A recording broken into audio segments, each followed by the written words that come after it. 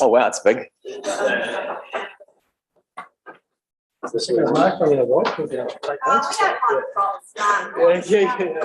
Come on, I need all the help I can get. Yeah, no, that's cool. That's cool. Yeah. Stephen, just FYI, here's stage one if you want to look later. Take a photo of it. That'll be quite handy. Yeah, I'll keep it in the room. Thank you. All right, good morning, everyone. We're going to get underway. We've got numbers on Zoom. Welcome, Zoomers. Can you hear me all right on Zoom? Yep. Yep. Awesome. Fantastic. Thank you. And welcome to everyone in the room. I'll just start with a karakia. He honori, he kororia ki te atua, mongorongo ki te whenua, whakaro pai ki ngā tangata katoa, hanga e te atua, he nā ko hou ki roto ki tēnā o mātou. Whakatongia tō wairua tapu, hei a whina, hei tohu tohu i a mātou, hei ako hoki i ngā kaupapa o tēnei hui. Great, fantastic. Thanks everyone for joining. We'll get underway with. We're good for quorum, but we've got quite a few away, so we'll just touch on apologies. I'll hand over to you, Amy, for apologies. Thank you. So we have apologies from Councillor Emma for early departure, Councillor Louise for council business for part of the morning meeting, and also for absence from Councillor Mark and Councillor Jeff. So are there any other apologies? Emma?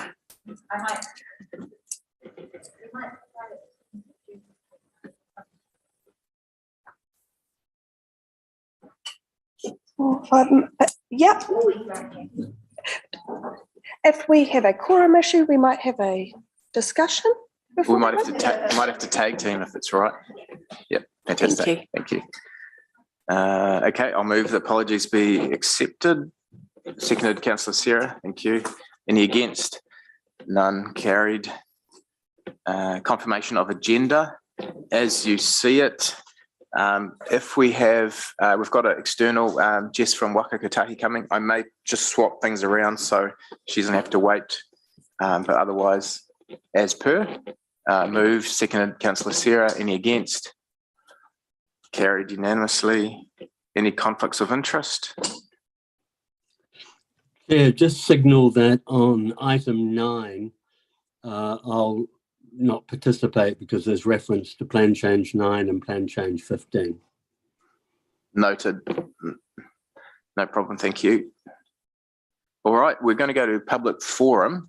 We're starting off, we've got Mark Morgan from Hamilton Airport speaking to item 8. What's his time, Amy? 5 minutes. Good morning, Mark. Thank you for joining us. Good morning. Thanks, Councillor Hamilton, for the opportunity to speak to Council in relation to Southern Links in the transport corridors. So just a few, I know I've got only a few minutes, so some key points I'd like to make in respect of how Hamilton Airport views Southern Links. It's a final jigsaw piece to complete a transport link around the city and support the inter-regional traffic movements. It will make freight movements safer and more efficient and direct these away from residential neighbourhoods. It will connect the airport and associated 130 hectares of industrial employment land to Hamilton and the Waikato Expressway, noting our current plan change before Waipa for 130 hectares plus the existing Titanium Park and associated developments creates really an industrial commercial area of much greater than 200 hectares of land. It also provides a connection to Peacock's residential and that gross cell area. It assists growth and development of field days and collectively supports circa anything up to actually 1,000 hectares of total developable area for both industrial and commercial in the sub-region. It supports the access and provides a key employment hub, transportation into employment hub for the South Waikato towns. And of course, I've mentioned provides an efficient transport corridor. I would say that it should be considered as a staged approach. I think it's critical that the east-west portion of Southern Links is constructed, which takes us across the Narrows Bridge. And I don't know if we have the map of Southern Links up. We did provide that to you, but I'm assuming that councillors are familiar with the Southern Links geographic location. So we think that a staged approach is sensible for Waka Kotahi. And I think the other key point is that the project has a designation. Its expiry is mid-2030s, and the Crown has acquired a significant portion of the land for the construction and/or has issued compensation certificates. So the project is ready to go once it can be funded. We've done some recent work on economic benefits, which is part of our plan change, but it looked at the benefits of development in the sub-region. And these are a couple of numbers that I'd like to leave council with. But if we look over the next 30 years from our independent economic development advice, if we look at the one-off impacts of total development in the sub-region, it will provide over 30 years full-time employment for construction of just under 2,000 people, will provide a national GDP of 7.4 billion and household wage and salaries of nearly 4 billion during that 30-year period. In respect of annual ongoing impacts, it provides full-time employment for just under 14,000 additional jobs on top of the 3,000 in the area at the moment. It provides an annual national GDP of 2.5 billion and household wage and salaries on an annualized basis of 1.1 billion.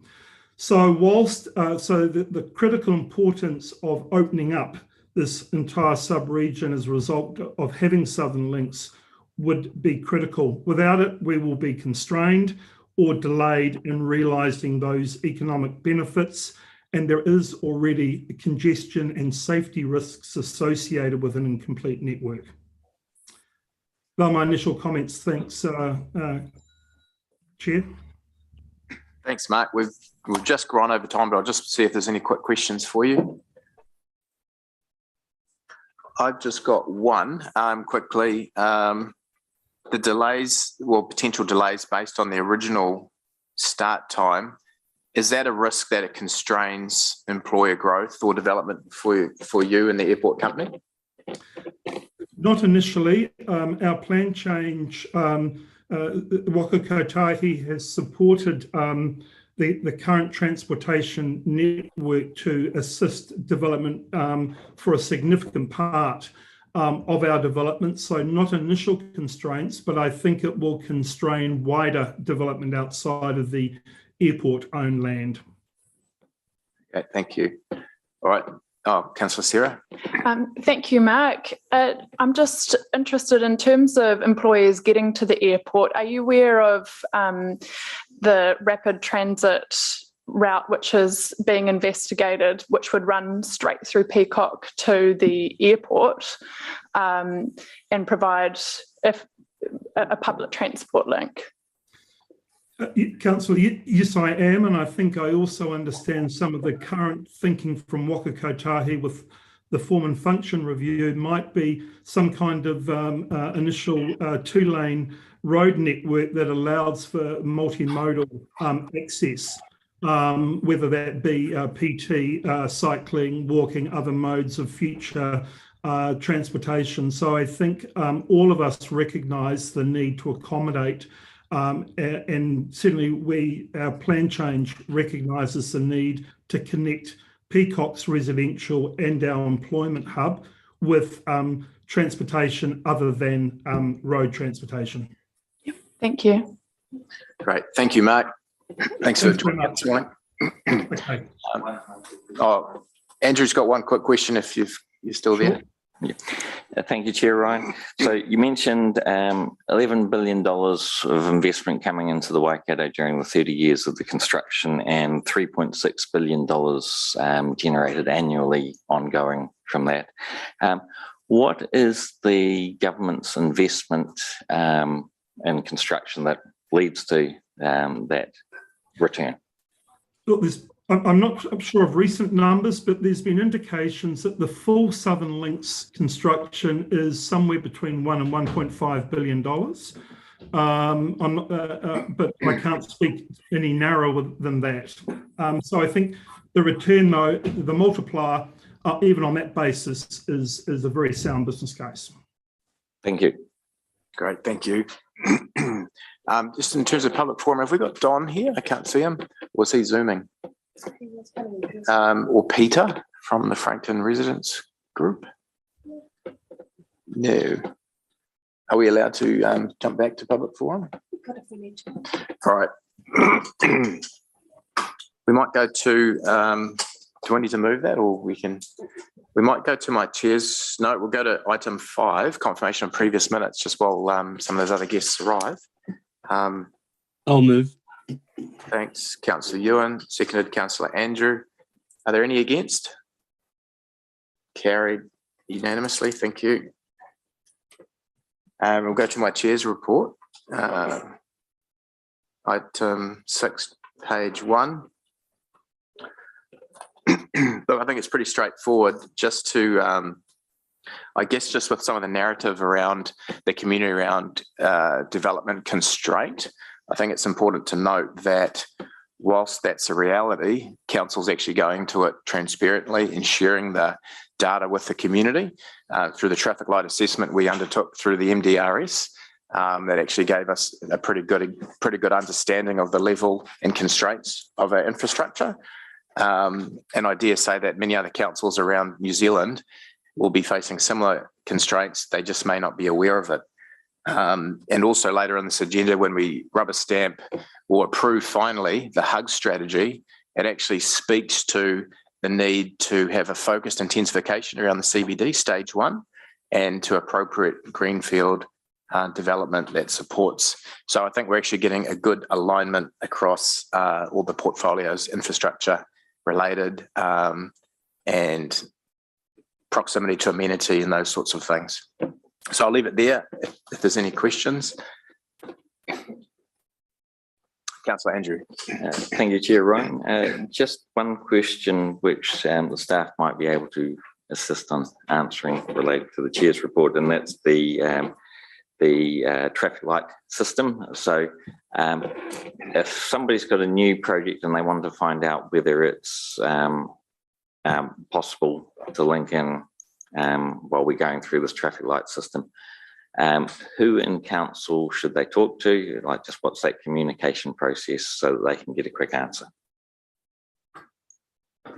Thank you, Councillor. I wonder whether we can maybe just hold that question to later on the agenda. We've got some relevant agenda matters that will talk to that issue, both in terms of the district plan report and also an update on the wastewater capacity matters. So if we can just maybe park that till then. Thank you. Thank you.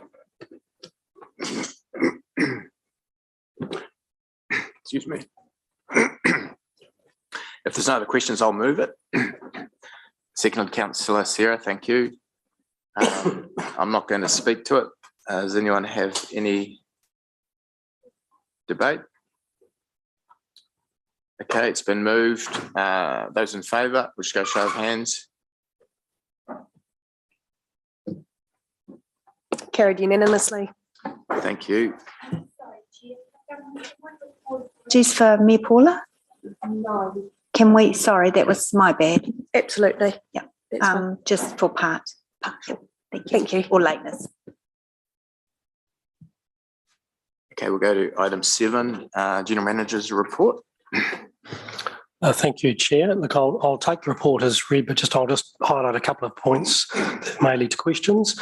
Very conscious of the current economic scenario and climate that we now face in the country, and obviously for us as a high growth area, that has material impact in terms of the development community and the work that they do with us as a council. So really just wanted to raise with this committee that we remain focused working with our development committee and trying to work through to find solutions, but bearing in mind that there are also significant compliance, legal and statutory obligations that we need to adhere to.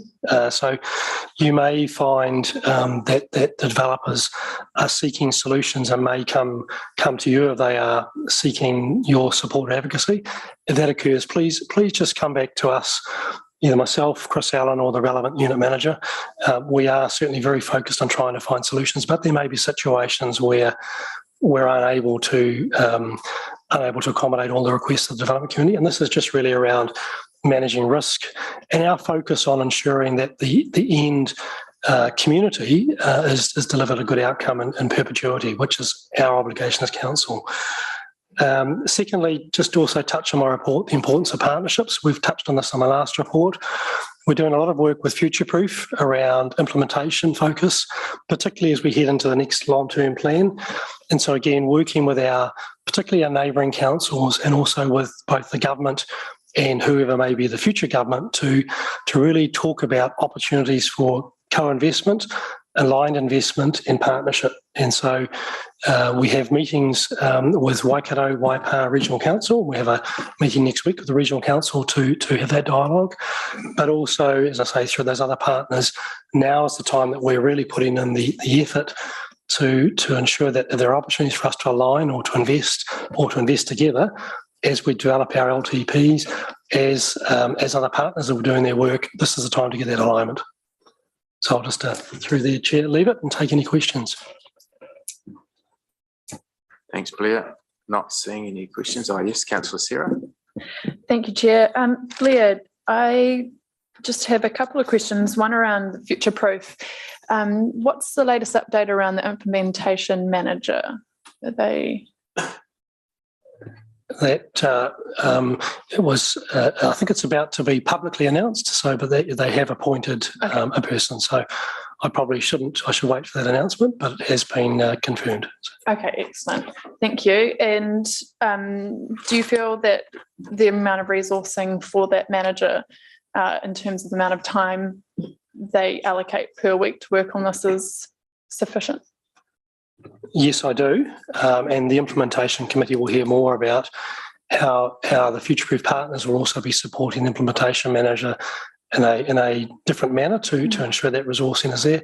And I think if I summarise it, looking for the partners to take a greater lead in some of the work streams, and then for the implementation manager to oversight that. So certainly our council, and through Mark Davies' team in particular, we are thinking about our resourcing and our approach to that so that we ensure that Hamilton's voice and our leadership in Future-Proof is strong in relation to all our strategies and work programs. Okay, thank you. And Chair, just one more question in regard to working together with collaborating with our partners.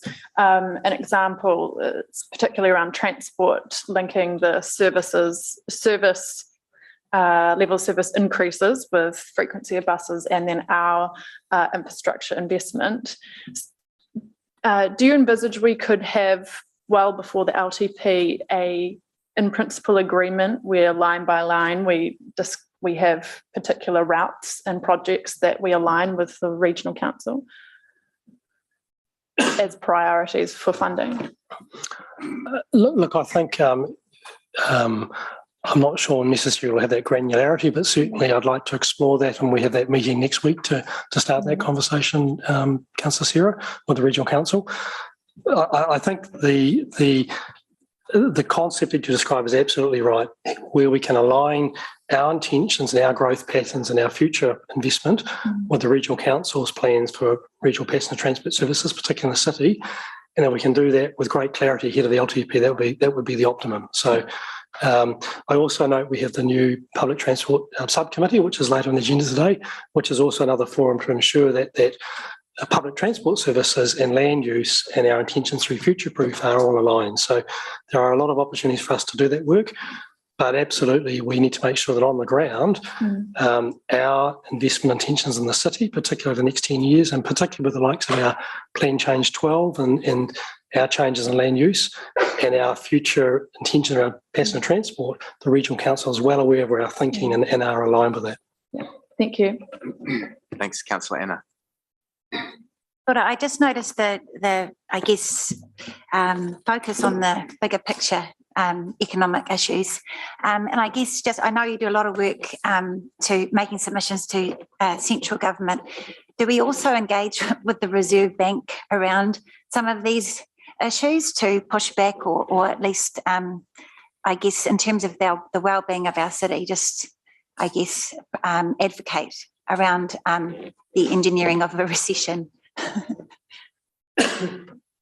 Simple answer is no, we don't engage with the Reserve Bank, but we certainly engage with a number of stakeholders who have a voice into that organisation. But look, I think the Reserve Bank and their direction is well discussed.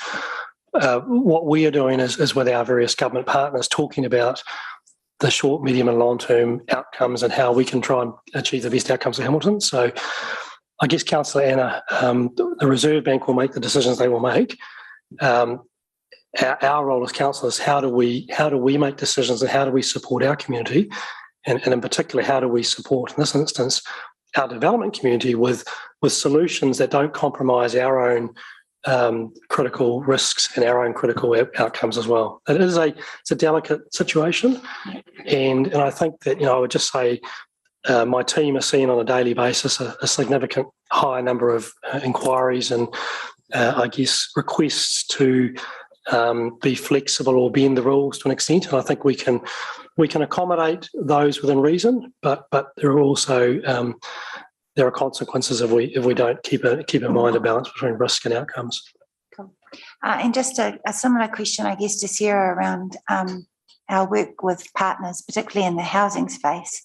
I'm just interested to know, I guess, for timeframes purposes, do you envisage that we'll have an idea of some projects lined up for the LTP working alongside all the people working in that space? That would be the desired outcome. That would be absolutely the case. Thank you. Thank you, Councillor Andrew.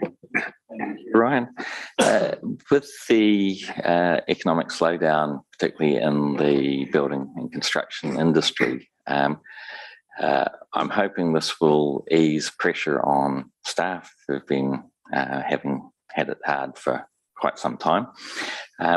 Will this give us a bit of spare capacity to focus on improving systems for when the next boom comes along,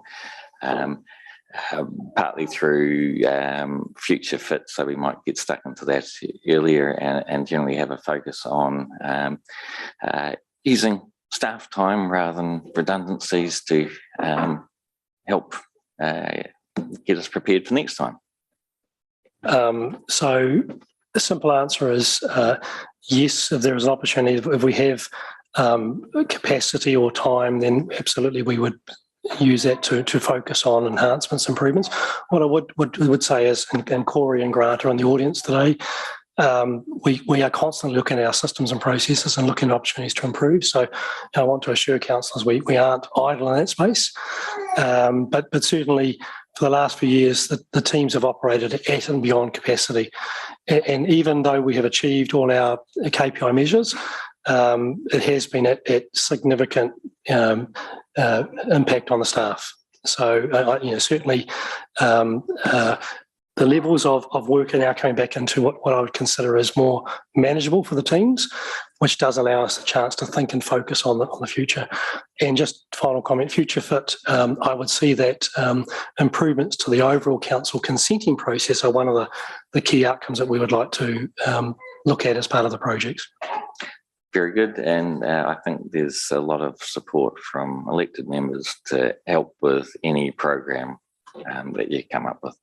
Thank you. I would just note for elected members that the consenting process, there are two parts to it. There is the opportunities for use of technology, but there is also a very significant element of judgment and decision making, and the complexities of the environment that the staff have to make decisions in, and the various matters they have to consider. They are very hard to systemise. They are very much a case of professional judgment and expertise, and I think at the end of the day, I shouldn't underestimate the the importance of that and the complexity of the matters that the staff are having to balance when they are making some quite complex consenting decisions. So, they're just really, shout out to the team, but equally note that there are some very significant risks and trade-offs that the team are balancing when they're thinking through consenting decisions. Thanks, Andrew. That's the end of our questions. Did you want to move the report? Thank you. Seconded by Councillor Anna. Would you like to speak to it?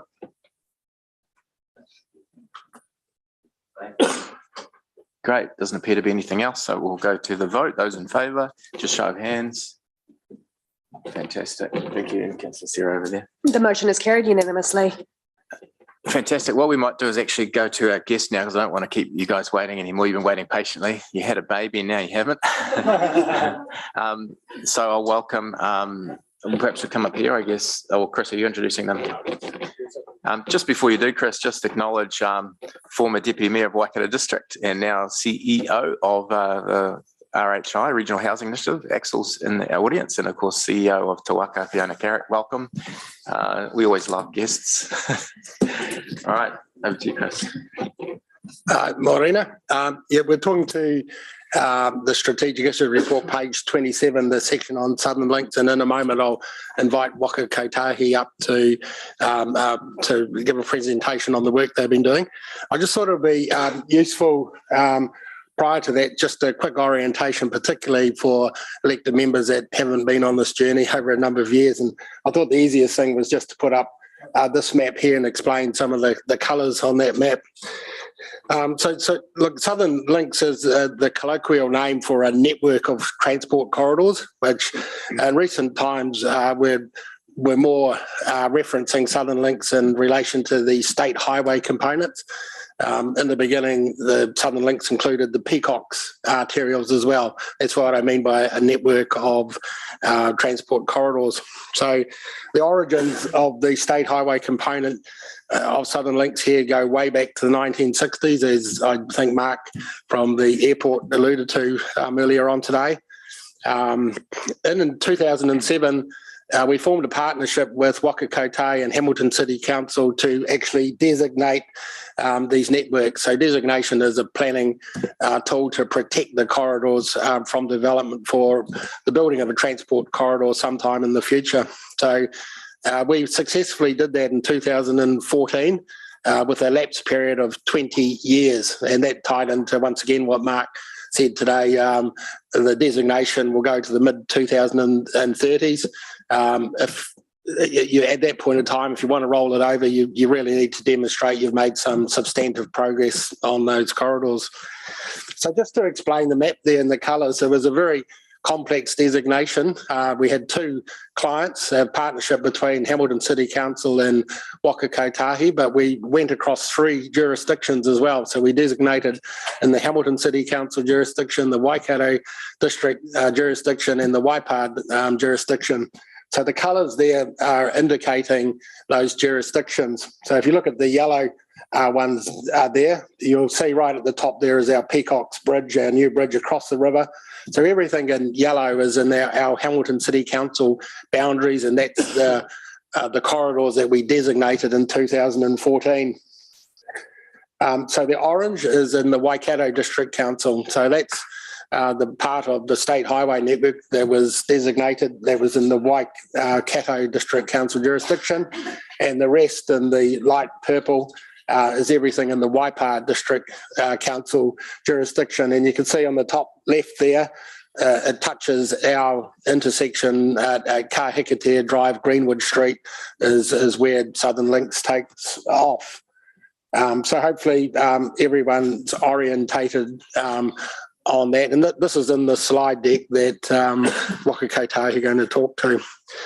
So in about 2021, Waka Kotahi decided with the new emerging transport policy and the MSP that they'd like to undertake a form and function review of the state highway component.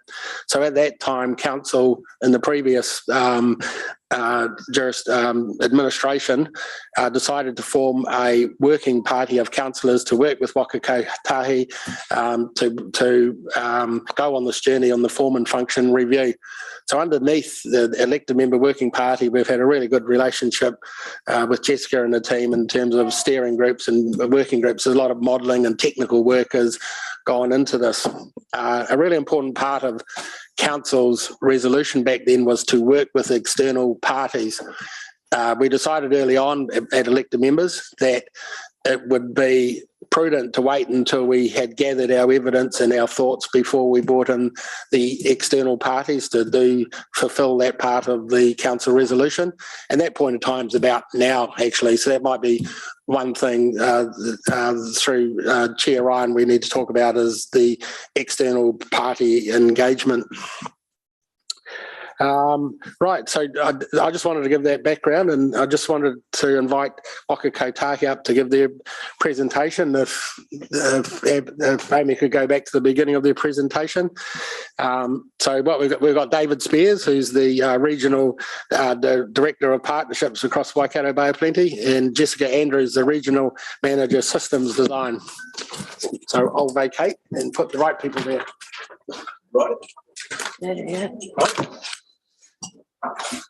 Kia ora koutou. Thank you for having us today. So we're going to take the presentation as read, but I'm going to hit some key points just to make sure that you've all got the full context, and then focus really on questions that you might have about this, and particularly around those next steps.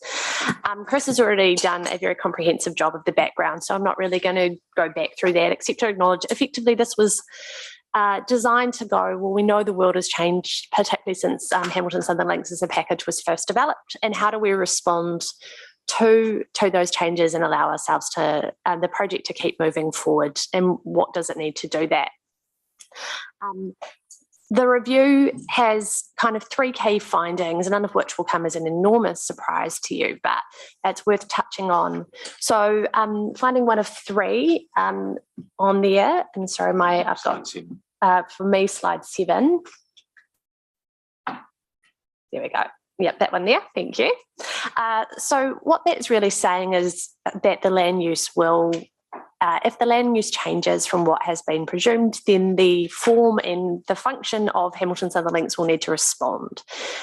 So a 4-lane grade separated intersection may not be suitable if we have a high intensity land use there, and we need to understand what that land use is and make sure whatever we build in this area responds to the land use that is determined. And that's the role of Future Proof. What we've done through the process is we have sensitivity tested different land uses through what's generally known as the SL1, SL2 blocks, to give us an idea of what some of those responses might look like. What we've also noted, and this is one of the reasons that the timing of the reviews worked quite well, is we've now got the Waikato Expressway Hamilton section open, and we've been able to start to see how the traffic has moved following that. And we'll see some changes again once the work on Common Drive completes soon. But unsurprisingly, we have seen an increase in traffic on State Highway 21 from along that east-west corridor. It has got busier, and Mark from the airport has acknowledged that earlier today, and I'm sure many of you are aware of those changes. And what we're seeing from that, you'll see in the findings, is that we do need to prioritise attention to that east-west connection. And finding 3, what we've also acknowledged is there are some local issues at the moment which are impacting the use in the broader Hamilton Southern Links area. So we're aware that there are safety issues and function issues on the Narrows Bridge on State Highway 21. We're aware that there is ongoing conversations about Tamahiri interchange and how that functions, in particularly around pedestrian and cycling movements around there, and there's ongoing conversations with the community with an interim solution being put in place there. Mark's already spoken about the growth at the airport and the impact that will have. The other kind of northwest section, we're also aware there is increasing congestion at your State Highway 1C, Greenwood, Kahikatea intersections along those routes there. We've listed the particular points. So we know that there is an increasing need on that area as well. If we jump down to the next step slides, so slide 12 of the presentation.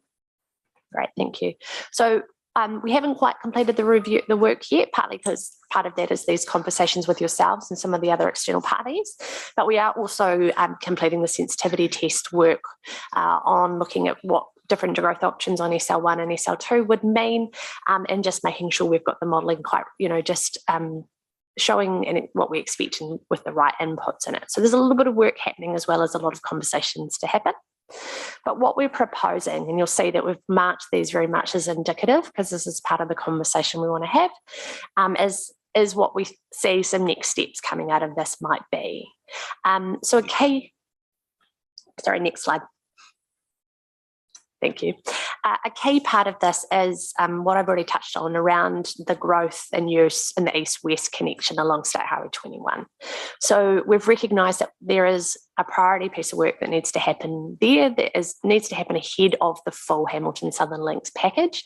So we're proposing putting forward an activity to the 24-27 National Land Transport Program that will look at that, and that will be subject to funding, and obviously your representatives on the Regional Transport Committee will be part of the conversation about the prioritisation of that through the Regional Land Transport Plan.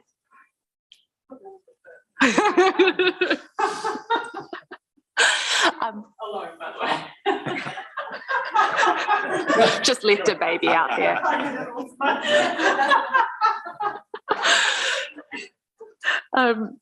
Apart from dealing with babies, I didn't expect to be interrupted by babies here, but that's all right. The other thing that we are proposing to do jointly with Hamilton City Council, we're working with Evelisa and Chris's team at the moment, is looking at the western part of the Hamilton area, going all the way from, I guess, those Greenwood Kahikatea at the north, the southwest, and further up, including the Dinsdale area, and looking at a network study in the future of that area of the transport network. We know there's a lot of need. We know, the Dinsdale intersections in particular need a broader conversation with the community, and that a kind of pinpoint request isn't going to be a solution. Yeah, but sorry, we're well aware of that. Agreed. So we also know that it can't just be a state highway piece of work. It needs to be something that's joint, because one change we make will affect the local road network and vice versa. So we're proposing, again, that'll be subject to prioritisation and funding, but those are the two key next step pieces of work that this review's kind of confirmed and prioritised for us. I understand you've got some discussion about the Metro Spatial Plan from Phil and the team after this, but through the MSP, there is a joint piece of work looking at optimisation of the network for all modes, and the review has signalled the importance of that and the opportunities to make the most of the existing network, including how you can prioritise public transport, walking and cycling, and those modes that are going to get people moving, and that'll link into that broader piece of work. And then, the remaining pieces of Hamilton Southern Links would continue to be part of the broader future-proof conversation around changing land use and the future needs of the network. Just to confirm, one of the things we get asked the most, none of this changes our protection of the designation and will not stop us buying property or slow that process down. So the designation will be maintained, and under that we have obligations to buy property when criteria is met, and we will continue to meet that obligation. So it doesn't change our commitment to the broader scheme. What it does is prioritises aspects of it for more immediate attention ahead of the broader scheme coming in the future. So that was my quick summary. Happy to take questions. Thank you both very much for the time and talking through those issues. Mayor Paula. Thank you, and sorry to be late on other council business, but just in terms of the transport network, and you're talking about the network review and that northwest of Hamilton and how it all connects. We know that always comes at takes time, and that often it takes time, and there is not necessarily funding certainty at the end of that. So with your conversations with government officials or ministers or the like, what kind of understanding do they have about the growth needs of Hamilton in your view? Are you also taking that agenda to them in terms of our need as a fast growing city because we always get asked, do you want Pierre Benz or do you want Southern Links? Actually, they're not the same thing, and we want both. Thank you very much. But what are the constraints from your organisation's perspective in delivering to our growth scenario? There we go. That's a better question. And a hard one. Sorry, David. Yeah. It's a big question. So I'll tackle the first part up front. The conversations we are having with our ministers, and the Future Proof Forum is a really, really good forum for that, because we get the attention undivided of multiple ministers, so housing, infrastructure, transport, local government. And one of the things we're able to do, because we've got such a good relationship in our organisations, is actually show a really connected shoulder to shoulder message to those ministers. And I think I can see Blair nodding beside me. I think we've done that very well. I think what we've represented to our ministers is that it is not an either or, that all of those things provide a different outcome. And so this is not about, which one would you rather have? It's about the trade-offs that occur or will need to occur to fit within existing funding, and what the outcome or not as a consequence of that will be. So they are different. We're very clear that they are different things. Our position at the moment, as you'll appreciate, is funding is enormously constrained. We don't have clarity yet what the impacts of Cyclone Gabrielle will be in terms of funding availability for Waka Kotahi or generally for the Transport Network. We're working really closely with the Ministry of Transport and ministers on that front at the moment. And literally as I speak, we are working with our Minister and Ministry of Transport on what the funding model going forward looks like, and also what the implications of the GPS might look like, because obviously that's still in draft and it's been deferred. So at the moment, I can't give you a categorical answer except to say it's a very, very constrained environment. We will be making compromises, but the compromises are based on outcome conversations, not which would you rather have. Some debate, but in respect to that, the budget is coming out in a couple of weeks' time. Are we expecting any reflection of those pressures that you just talked about to be reflected in the budget for transport across the nation? Because otherwise, a lot of growth aspirations are going to start taking a second seat to repairing New Zealand post the cyclone, to dealing with cost escalations, etc. How do we go forward from there? I know slightly leading questions, I know, but it's an area of frustration. What reflection do you have on it? We are working to be very, very clear with government that we have a complex network of transport, rail, road, public transport in our region. And in my context, our region is Waikato and Bay of Plenty. And that's a really important point, because one of the things we're also talking to government about, and I would acknowledge that yourself and the commissioners have done a really good job about saying Bay of Plenty and Waikato are really joined in terms of the thinking and the priorities at a really large scale. And that's well understood. I think one of the challenges going forward will be, and Future Proof again provides the opportunity for this, is to be very, very clear collectively with Waipa, Waikato districts and yourselves and Waikato Regional Council what the priorities are. We are acknowledging with Ministry for the Environment, Ministry for Transport at the moment, that we've got a significant challenge just in maintaining the network, and we have a shortfall in funding just for maintenance. So we're starting at that very basic level of conversation and then saying, and then here are our really critical investments. And that's the work that Jess is doing at the moment around our State Highway Improvement Plan, for example, is saying to Ministry and to our board, these are the big top projects that we really, really think we need to do. So it's a very challenging time at the moment. We're doing our best to reflect the conversations we're having with yourselves. And again, that partnership's really good because we understand the implications of those decisions really, really well. But I think if I were to say one thing, it's that connection that you are showing with Bay of Plenty and the connection you're showing with Waipa and Waikato in terms of these are our priorities is really important. Cool, thank you. Thanks, Councillor Sierra. Yeah, thanks, Jess and David. I am just wondering, firstly, the connection between the Metro Spatial Plan Transport Program business case. These always have horrendously long titles. Can you explain a bit further how you took that into account when looking at the form and function review? Absolutely, we can. So one of the outputs of the MSP was to acknowledge the importance of that east-west connection and the role that that plays. And so that was quite a helpful and a powerful input into this. What we also did is kind of independently test it based on the future-proof land growth and the sensitivity test that this council and the working group required.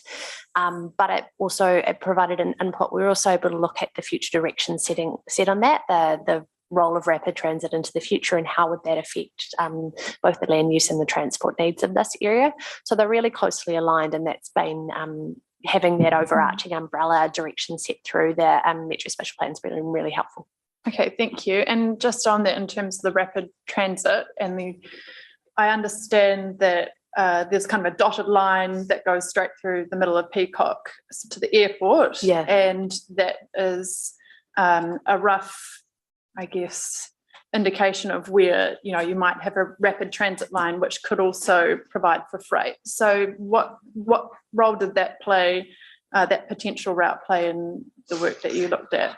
Look, it was definitely taken into account. So it was looking at what is the future use in there. That works at quite an early stage. It's a dotted line, and intentionally we haven't chosen specifically where that goes yet. So one of the next steps will be, as MSP evolves, there will be an ongoing conversation between MSP and I guess the Hamilton Southern Links designation about, is there a change in the form and function of parts of that to respond to that?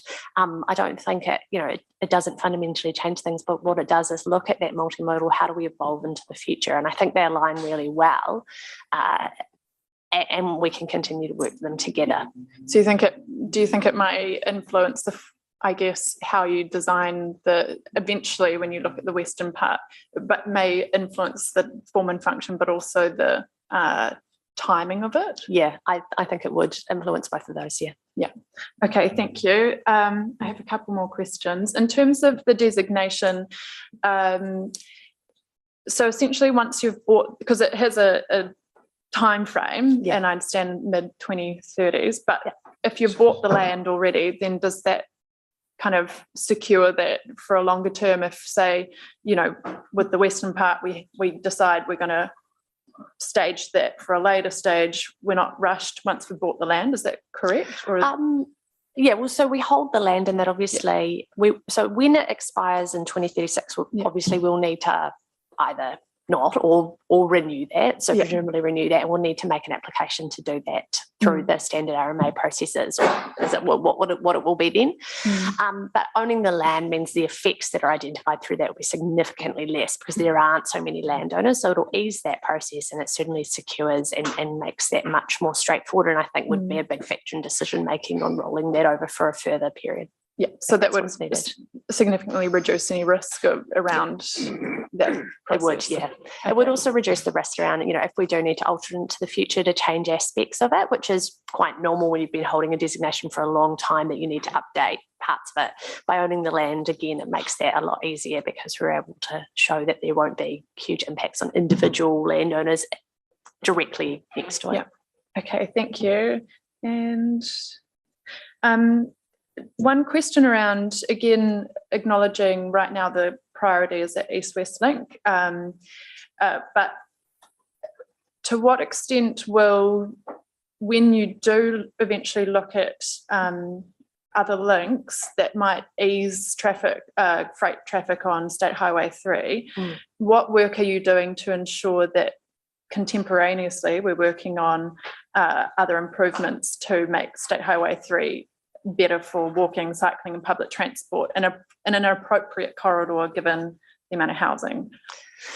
Yeah, so I think at the point that we come to look at that, it'll be done very much in that joint joint pace. So we have got some work underway at the moment about looking at bus priority opportunities in State Highway 3, and the intention is to join that up with some of the Metro Spatial Plan work and look at that in a holistic package through the city and go, what are those opportunities across the city?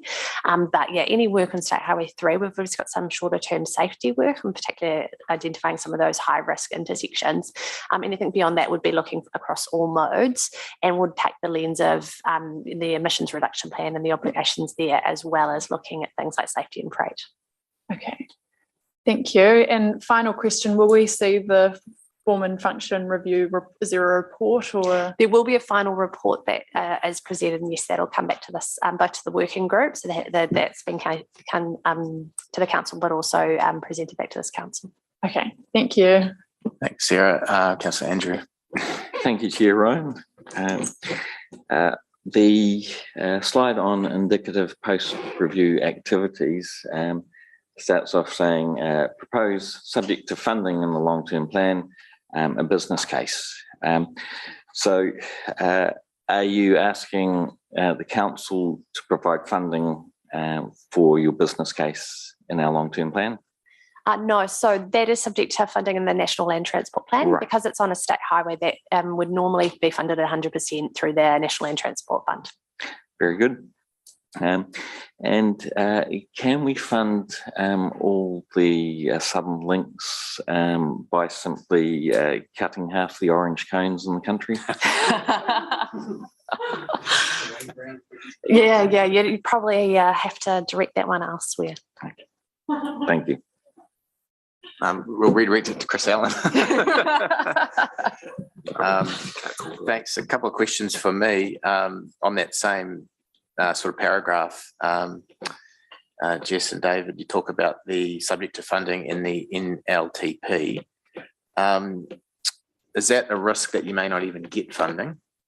Yes. And because what I was going to ask is that seems like you've limited the scope of that business case to just that Narrows Bridge component.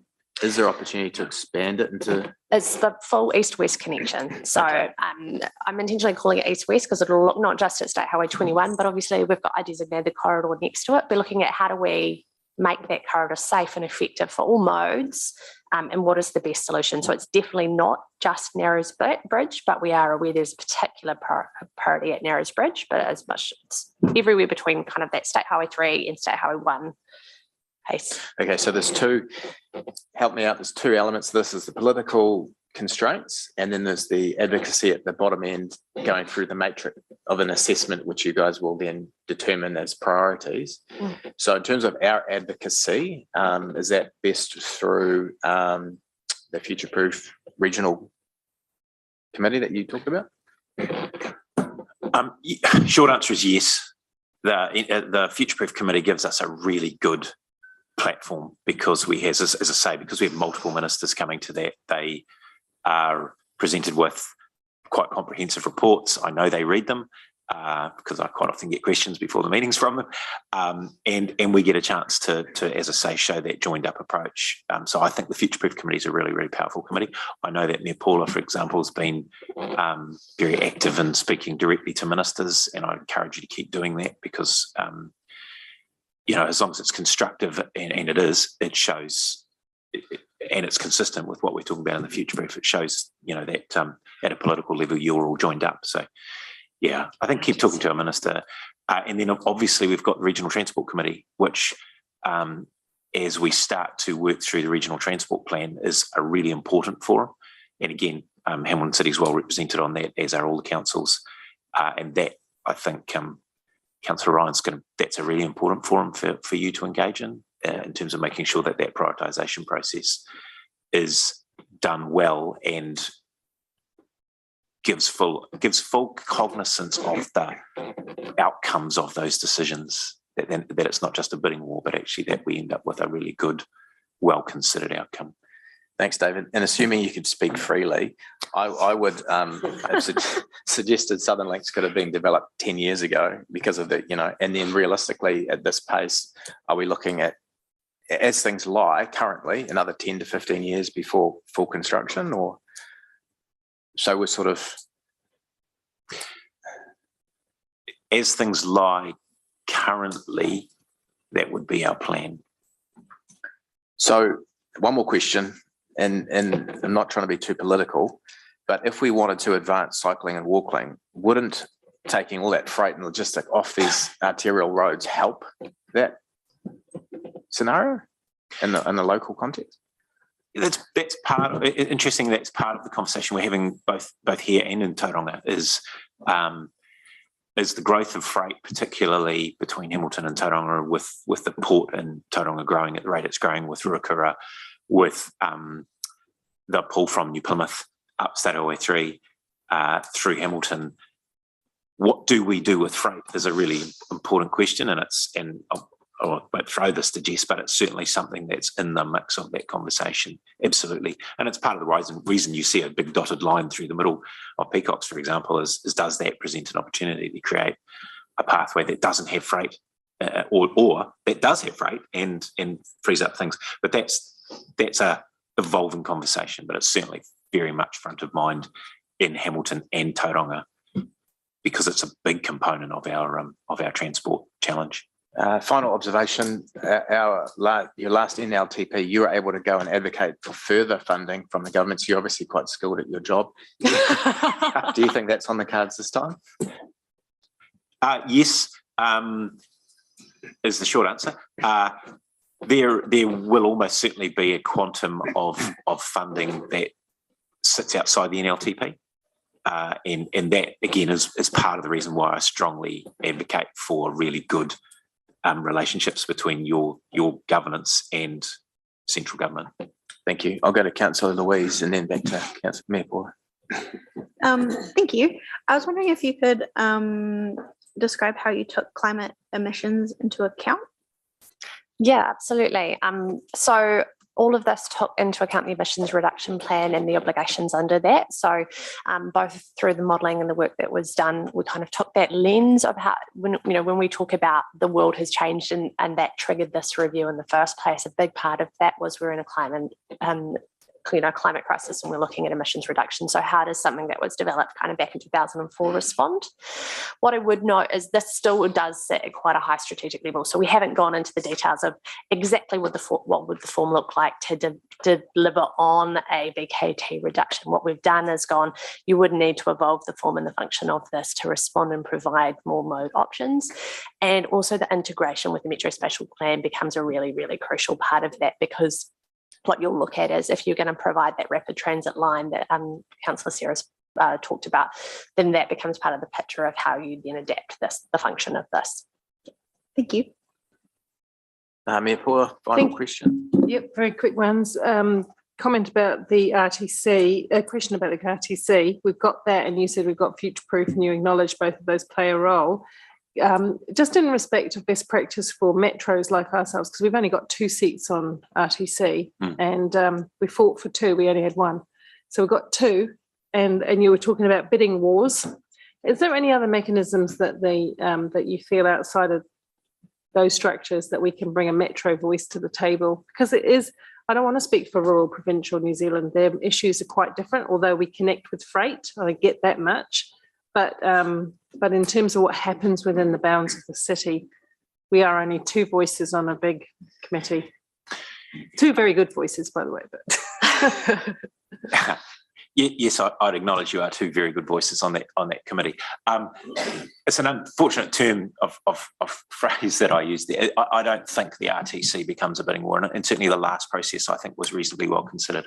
I think there's an opportunity for us in this round to use it very strategically as a tool to communicate intent to government, but also as a tool to generate. We've got time. We've got a fair bit of time to generate some really good, productive conversation about the challenges we do have of being a region that has small centres that are growing and experiencing growing pains, but for whom, for example, emissions reduction is very low on their priority, and 2 very large centres, Tauranga and Hamilton, but in this case Hamilton, for whom that's a very high priority, and congestion and those sort of things. So there is an opportunity at RTC, I think, to have that voice and to express, as I say, express the outcomes we're trying to see.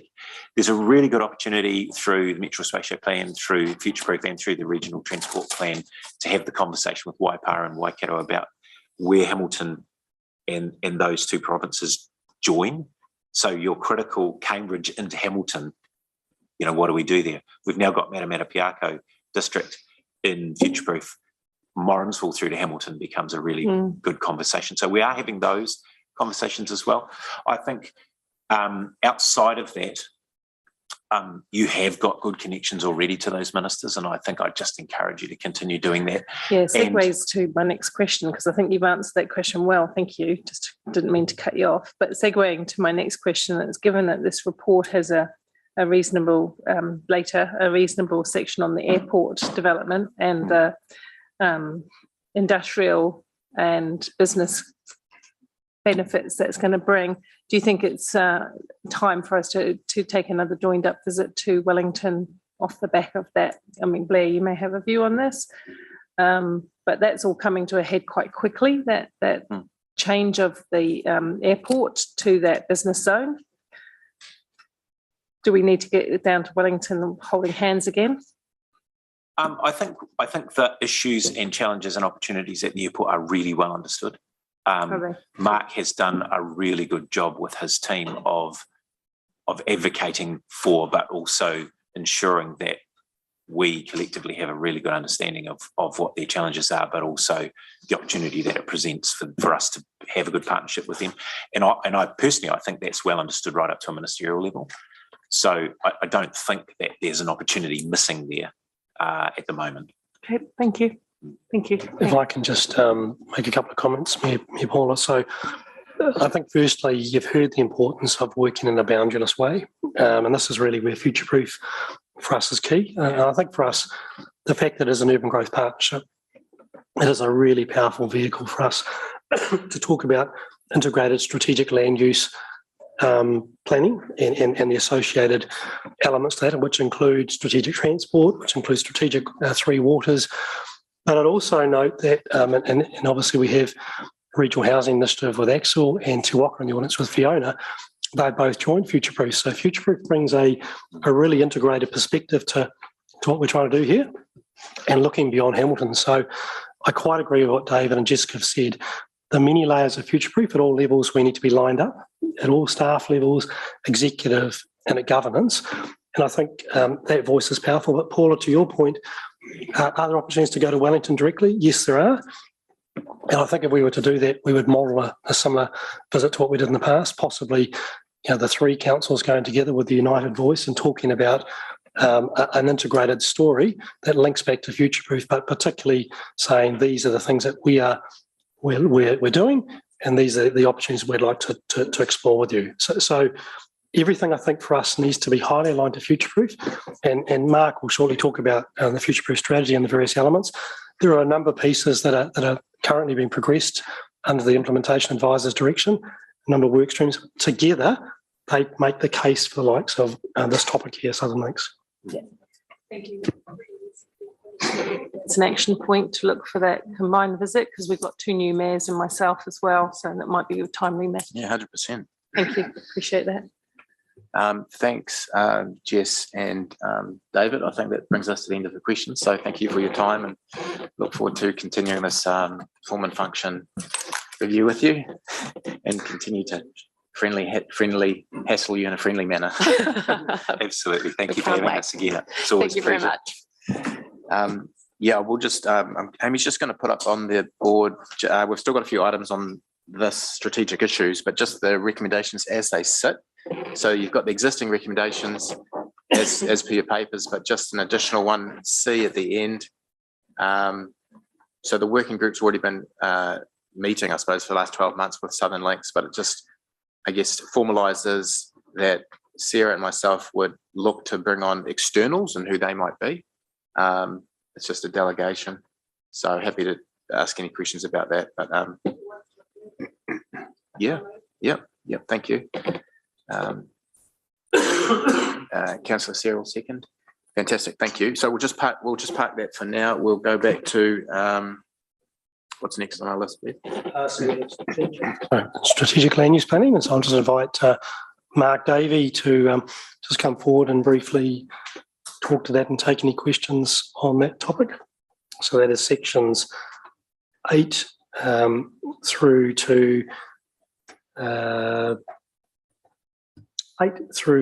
21. Cool. Good morning, councillors, Chair.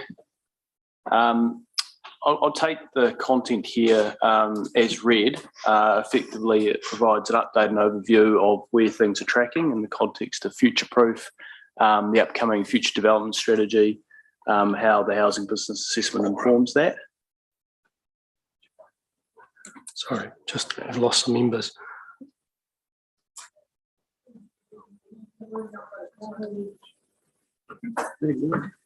Good. Yeah, they're on Zoom. Okay. Sorry. Don't take it personally, mate. That's all right. Oh, Anna's back. Yeah. Go. Oh, look, I'm happy to hand it over to you, Mr. Chair, and the committee in terms of taking questions on any of those specific points. Okay, are there any? This is on the land use aspects. I can't tell if I'm at the right place to ask this question yet. Give me a paragraph reference, councillor. Okay, it was paragraph 108. No. Okay, I'll wait. Feels like it's actually.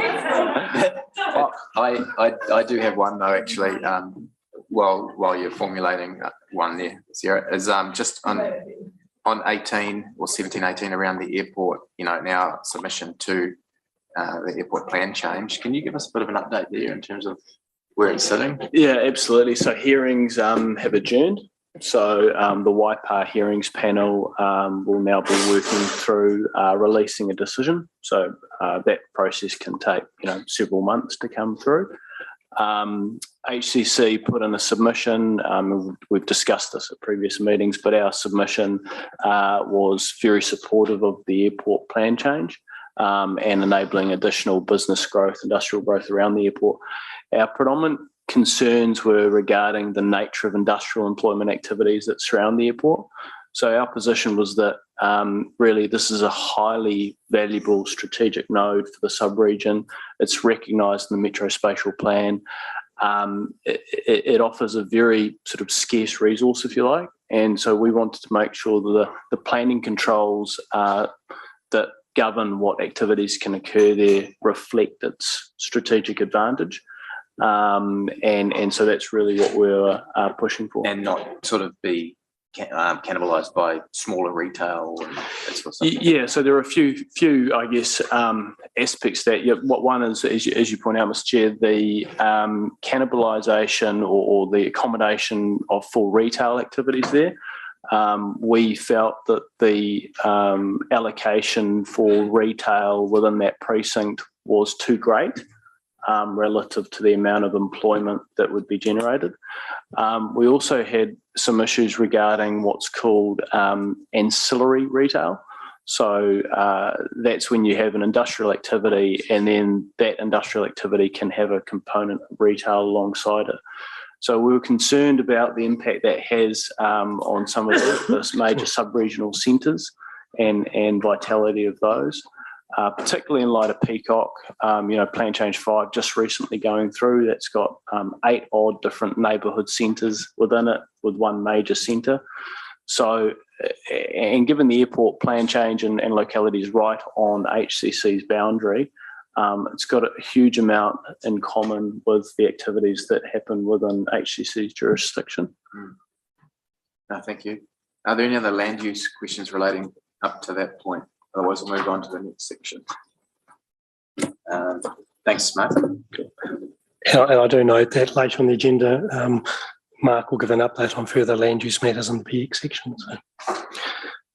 Thank you. Just in terms of the next couple of sections, in terms of regard to future-proof and the amendments to the terms of reference, but also the establishment of a public transport subcommittee. So this is a new and exciting initiative, a public transport subcommittee sitting under the Future Proof Implementation Committee, focusing on public transport initiatives in the sub-region, highly aligned with the Metro Spatial Plan public program business case, which Phil Hazelden will talk about shortly. The terms of reference provides for 2 members for Hamilton City Council, and so the proposal is that the Deputy Mayor Angela and Councillor Maxine would be our representatives, with Councillor Sarah as the alternate. Councillors may be aware in the past we had there was a connections committee that was established in the Regional Council. Effectively, this subcommittee replaces that. GM Evelisa and I will work closely with Angela and Maxine to support that work program, and also determine where the appropriate place for the matters that canvassed in that committee are reported to, whether that is through to the Transport Infrastructure Committee or whether it's through this meeting here. I think the useful element here is that subcommittee sits under the, under the umbrella of Future Proof. So there's a highly focused strategic land use, lens for that committee's activities. And there's also a linkage there with the chair of Future Proof is also the chair of the subcommittee. And of course, on Future Proof, we have Mayor Paula and Chair Ryan. So again, there's a nice linkage there to make sure that the activities of this subcommittee are aligned with our strategic land use planning. So there are some resolutions in the report in regards to that, but happy for myself or Evelisa to take any questions on that proposal. We've already moved it, Mayor Paul. It's all wrapped up in that suite you've moved. We're just going to work our way through the items. Okay. Andrew, do you have a question on it? Yeah, I guess kind of a process question for this new committee. Will we be working together to help form the agenda, all future-proof partners? I would say absolutely yes. Yeah. I think the first meeting, there's a date that they're currently working on. Next week or something. Oh no, 5th of May or something, I think, yeah. So I'd like to think that those sort of matters will be discussed and canvassed at that first meeting as well. Yeah, okay. And certainly I think Angela, Phil Hazelden and obviously staff within Evelisa's team will be key to helping shape the content that we program, along with the staff from Regional Council. Are you confident that that there will be the level of operational things going to that committee? I mean, I've read the terms of reference and I'm a bit meh about it all, and I've certainly made my concerns about this operationally driven committee being put under Future Proof, because I'm just afraid that some of the great work that we've done has been lost. But are you confident that there'll still be enough operational decisions made? Because if not, then we lose all of that, the alignment in terms of our bus PT infrastructure and PT services to just both organisations in a staff manner without elected member input. Yeah, probably Evelisa, you're better to answer that.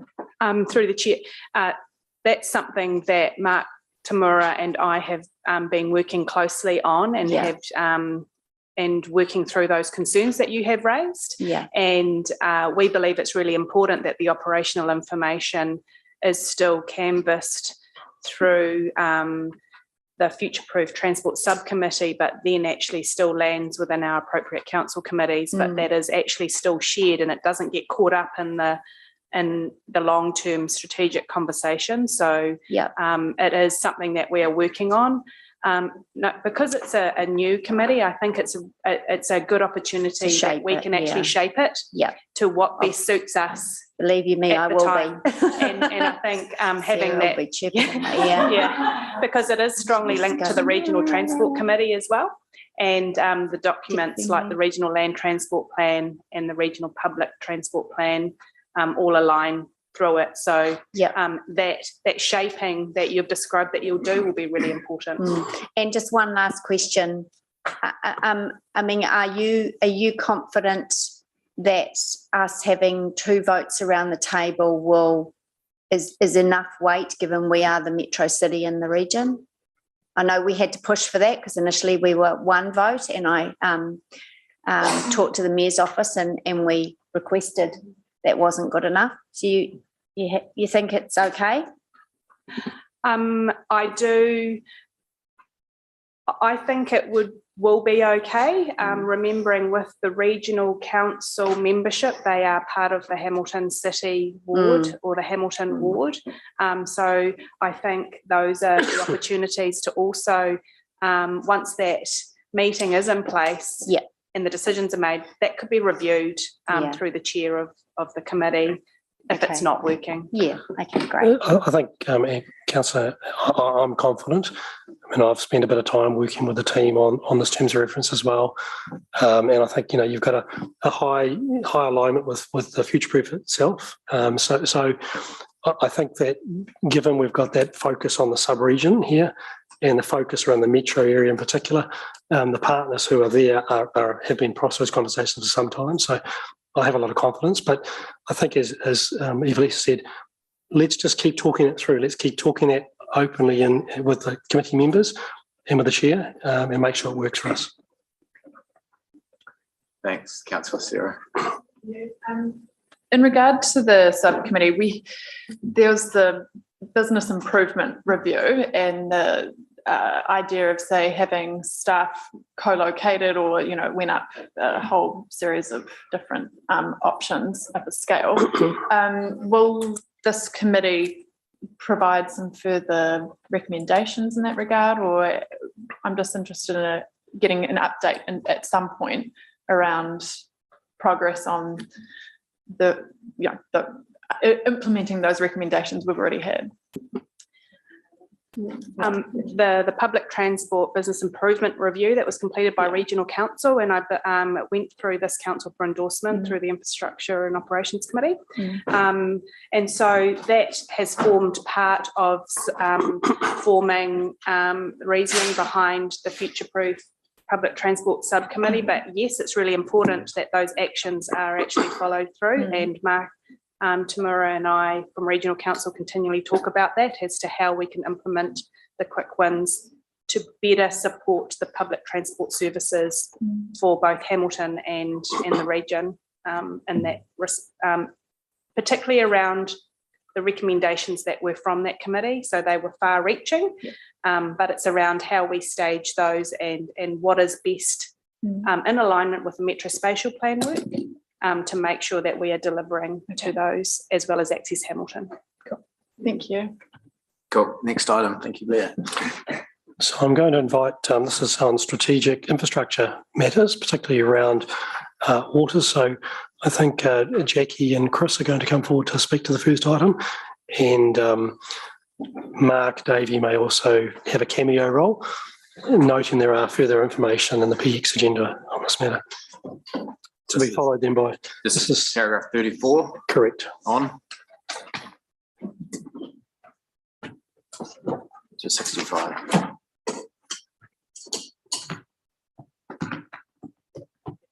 So, Morena, again, starting with paragraph 34, just to note that we do have a companion report in the public excluded, just with a little bit more information on some things.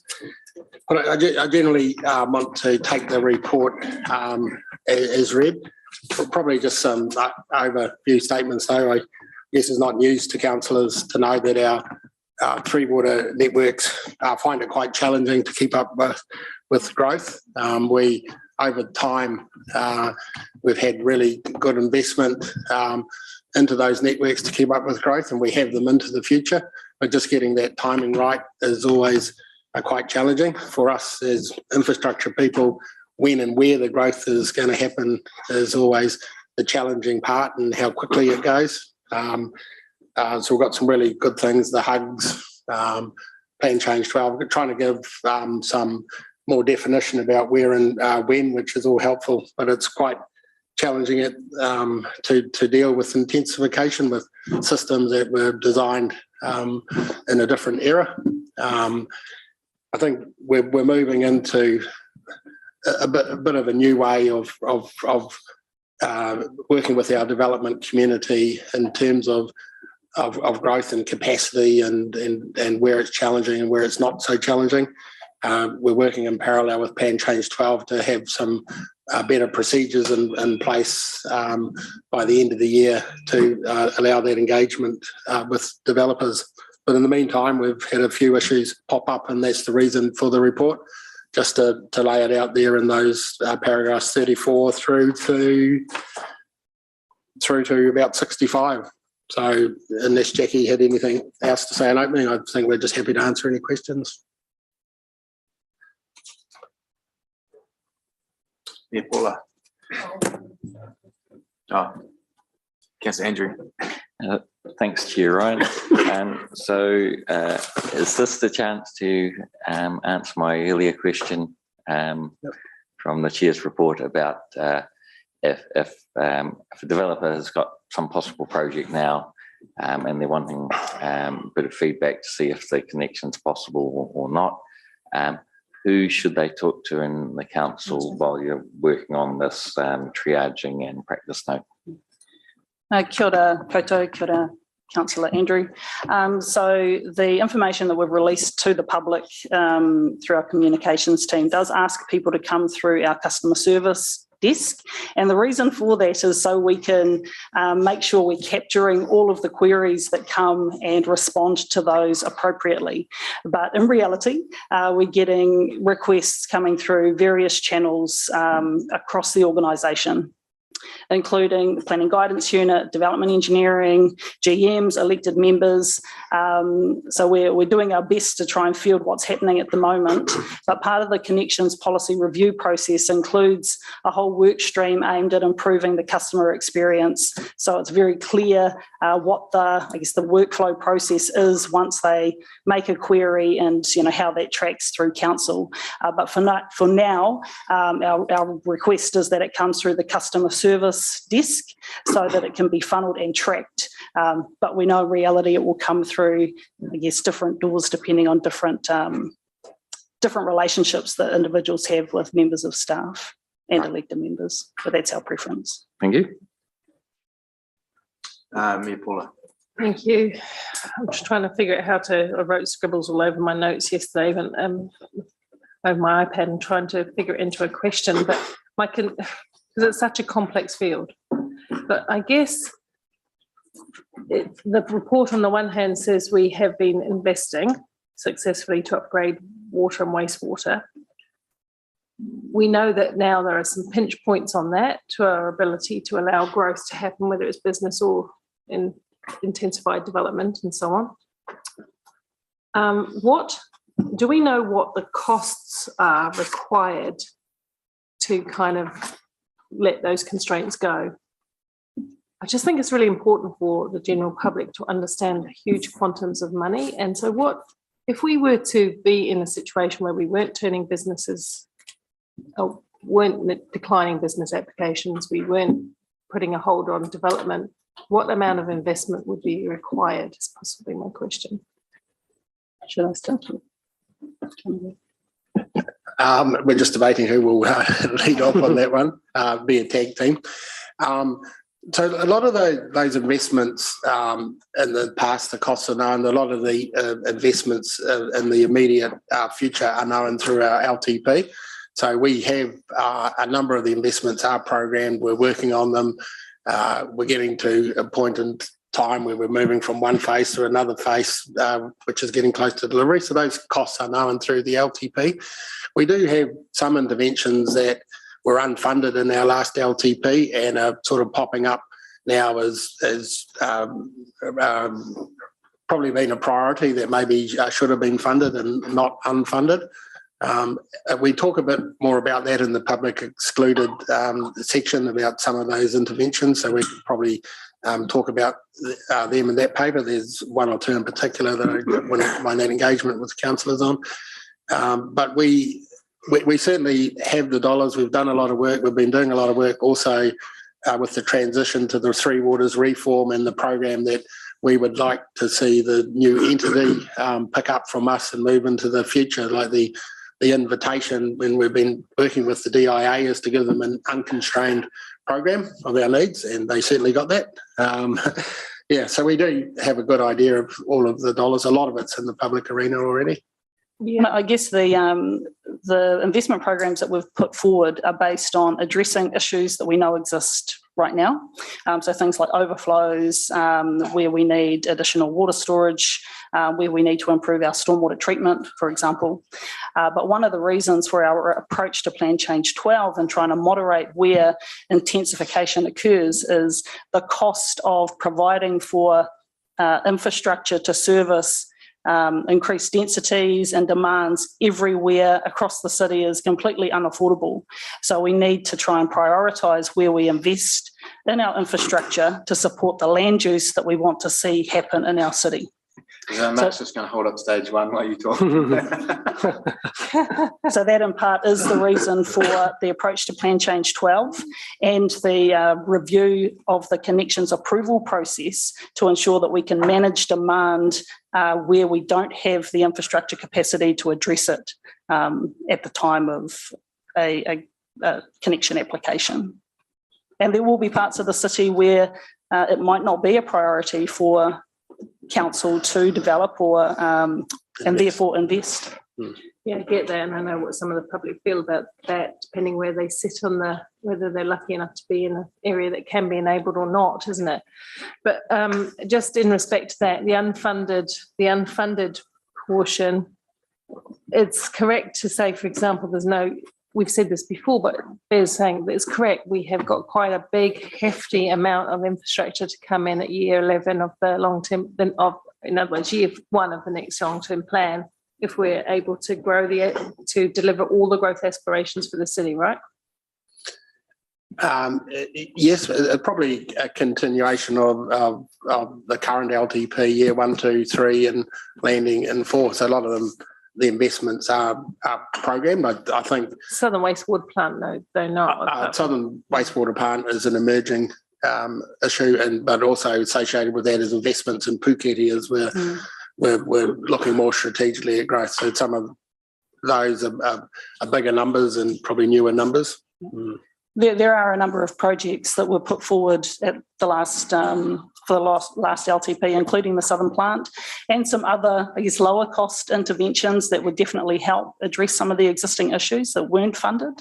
I guess there is a potential, if council have the ability to look at some of those maybe lower hanging fruit to try and resolve some of the existing issues, but that's something that would need to be worked through with you and would require us to better understand what the Three Waters Reform's recent announcements mean. Yeah, that was going to be my last and final question on this. Given that, you would be anticipating that the entity, whatever shapes it finally does take, would be looking at the needs of Hamilton in terms of growth and providing for what's in our strategic plans going forward. And that's quite an eye-watering sum, isn't it, of investment? Yeah, and just to give you assurance, right across the business, we're working really closely with DIA on a number of fronts to provide that information in our needs and what we will need. Cool. I think if I just add a couple of comments, I think what Chris and Jackie have said, not surprisingly, the future outlook for Three Waters investment is significantly higher than where we are now. That's in line with all the wider commentary on waters reform. We have a very good understanding of our network, and I think, as Chris and Jackie have said, we've invested heavily to date, and many of the things that we'll talk about later on the agenda are known and are planned and identified in our program. So it just may be a timing element to this.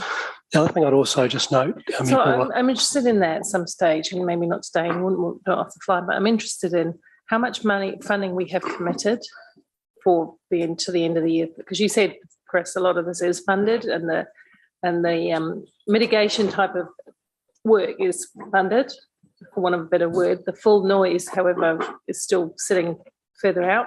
I'd love to understand how much we are funding over this next period of time and how much you consider we haven't been able to fund and will need to fund in the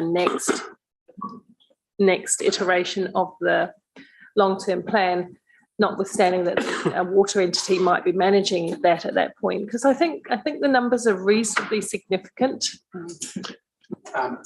Yeah, look, we can easily bring that information to you. One thing in the public excluded I'd like to have a conversation with about is some of that low-hanging fruit and the opportunities there. So I think that provides an opportunity to bring the big picture to you.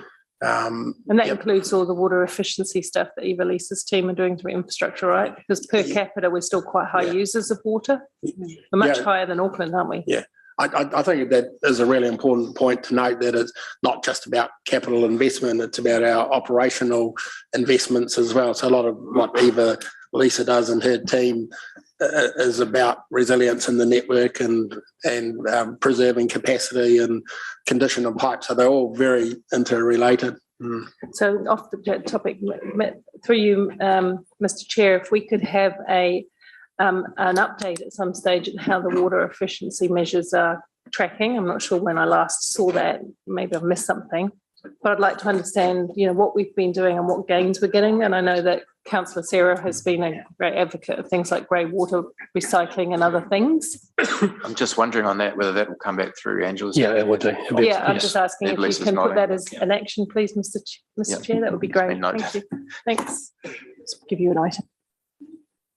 Does that conclude your questioning?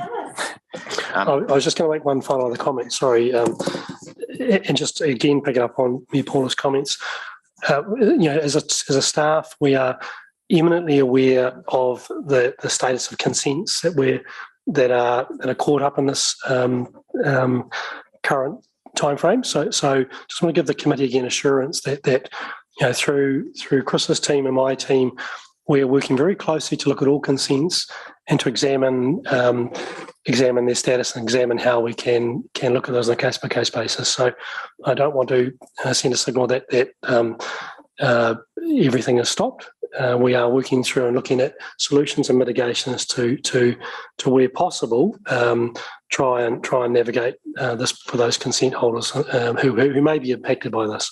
But I'd also reiterate Chris and Jackie's point that other items on the agenda, Plan Change 12, HUGs, we are changing how Hamilton is growing, and we are changing where we're looking to, particularly in a brownfield context, provide opportunity for growth in the future, aligned with where intensification is best appropriate, where it sits in line with our transport systems.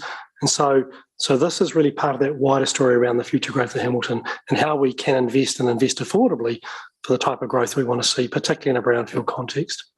Thanks, Blair. That sort of answered my question. I was just looking for some confidence from staff that we're using that connections policy. If we use it, it's a very last resort, because we don't want to have a ghost development effectively where everyone's all ready to go but they're not plugged in. So I guess that would be the very worst case, last resort. Look, we're very cognizant of that, and that's why we're working very closely with Grant and the planning team and how we address that. And just to reinforce Blair's comment, like the city is open for business. There's lots of areas where there's no capacity constraints. We've got investments in place, so we are talking about some emerging issues and some particular areas of concern. But there's large parts of the city where we don't have constraints and business as usual. So definitely the city is still open for growth. Thanks, Chris. I think we might just pause there for a toilet break. We've got a few more items to work through. Morning tea, what did I say? Well, and that, and you've got something special, Angela? For those on Zoom, you'll miss out on Angela's Fijoa Fiesta extraordinaire. But we'll send you a photo. All right, we'll meet back in 15 minutes. Thank you.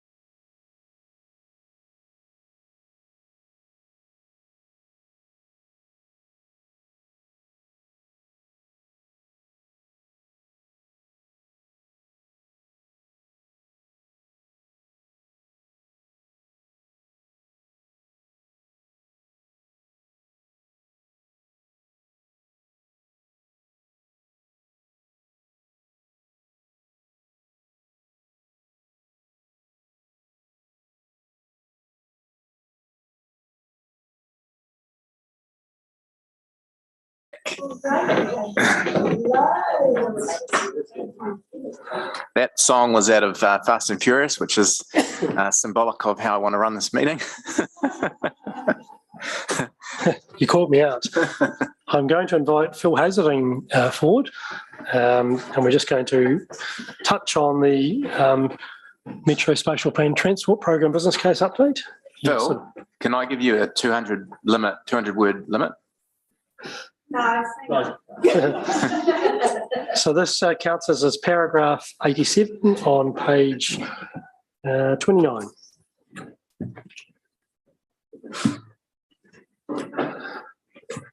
Interesting conversations this morning around transport and land use integration. So everything that you heard this morning has got I guess a touch point in the MSP somewhere, and Access Hamilton and things like that. So the comments that I wrote in the report is really around the ongoing work to implement the MSP program. So the work around, I guess, procuring the tasks and developing the scope of the way that we implement that program. So happy to leave it there and take questions. Less than 200. You did it. I was only joking. I said no. Fantastic. There are none. We'll go to the next item. Thank you, Phil.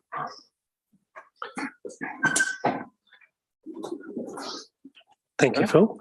Natasha Ryan's in the audience. Natasha, so we're just on item 99. This is the Infrastructure Acceleration Fund Central City Program Delivery. I think we can take that as read, but Natasha is here, who's leading the program delivery of the capital programs, is here to answer any questions should there be any. I'll just ask Natasha to come forward. Very conscious that there is some interest in this program. Possibly no interest today. Do you want to say anything, Natasha? Oh, kia ora tātou. Probably just, no, I don't have anything to add, but you might see that my name's been Natasha Hanson just recently. Oh, so just to, sorry. Just to allay any confusion. Thank you. Apologies. Pardon? Last name is Hanson now. Thank you. My mistake. Yep, but I'm happy to take questions. That's fine. Councillor Anna. Just in terms of the 4,000 projected houses, what are they, houses?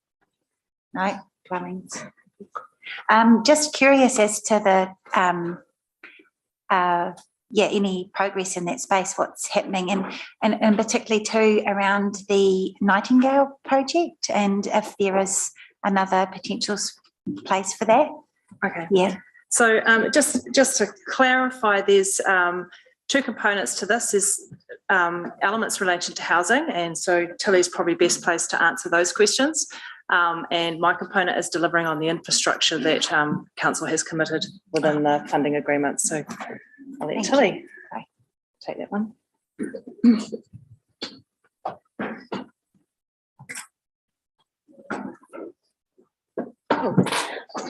Cool. Morena, councillor. So in regards to the Sonning site, so that update, probably more in full, will come with Nicholas Wells at the upcoming Economic Development Committee. But essentially what's happening on that side is that the principal developer has pulled out, but we're working through what are those possible kind of options and things that look like for housing commitments within the central city. Okay, so any time frames in regards to any builds for actual houses being delivered? Yeah, so there's several developers that are well underway. So there's regular updates that happen with the developers. So I meet with them either monthly or quarterly. Most of the IAF homes will be looking to be delivered within the next kind of couple of years is when they start. So at the moment, there's a lot of concept, feasibility, master planning. At this point, there's been no signal from developers that any of the IAF developments and the homes that have been committed to through the housing outcome agreements are at risk, which is really great. So they're on track. with probably the one that's going quite well is the High Street in Frankton. So that's coming along, and that continues through the process. So I think we'll have more updates in the coming months as more consents continue to pass and the process continues. Cool, that's really helpful. Thank you. I think it's just worth reminding that the commitment is through to 2034. So obviously right now with the economic climate, we may see some projects just the timeframes may be a little bit slower. But as Tilly said, the central city and in line with all of our strategic investments and our focus, there will be that activity and we have that time to bring that to fruition. Cool, thank you. You're welcome. Ewan's got a question. Councillor Ewan. Yeah, thanks, Chair Ryan. A question through to you, Blair. Just want to verify the MEF is still in discussions, are we not, regarding an initiative with Perry's and Foster's, a scaled down Nightingale? Yes, and we'll be covering that through the Economic Development Committee, Councillor Wilson, yes. Okay, good. I just wanted to make sure that at least that was still in the picture in terms of housing initiatives. It certainly is. Okay, thank you. All right, thanks everyone. Thanks Tilly, thanks Natasha. Thank you. The final element of the report is the growth programs update. This is paragraph 105 through to 100 and right through to 120. So Karen Saunders is here, but we're just going to take that as read unless there's any questions. And of course, there are a number of attachments at the back of the agenda, attachments 5 through 8, which provides more comprehensive detail on the growth programs areas and the emerging areas, and also the Strategic Developer Forum.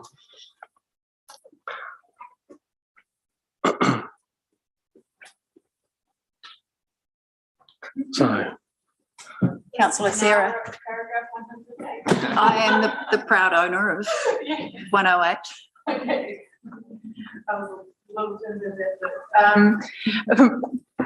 Karen, my question was just around the Eastern Transport Corridor, and we funded a business case a little while back, and I'm just interested in where that's at and at what point we'll have some elected member or opportunity as elected members to see, I guess, its draft, and we'll have any discussion around what.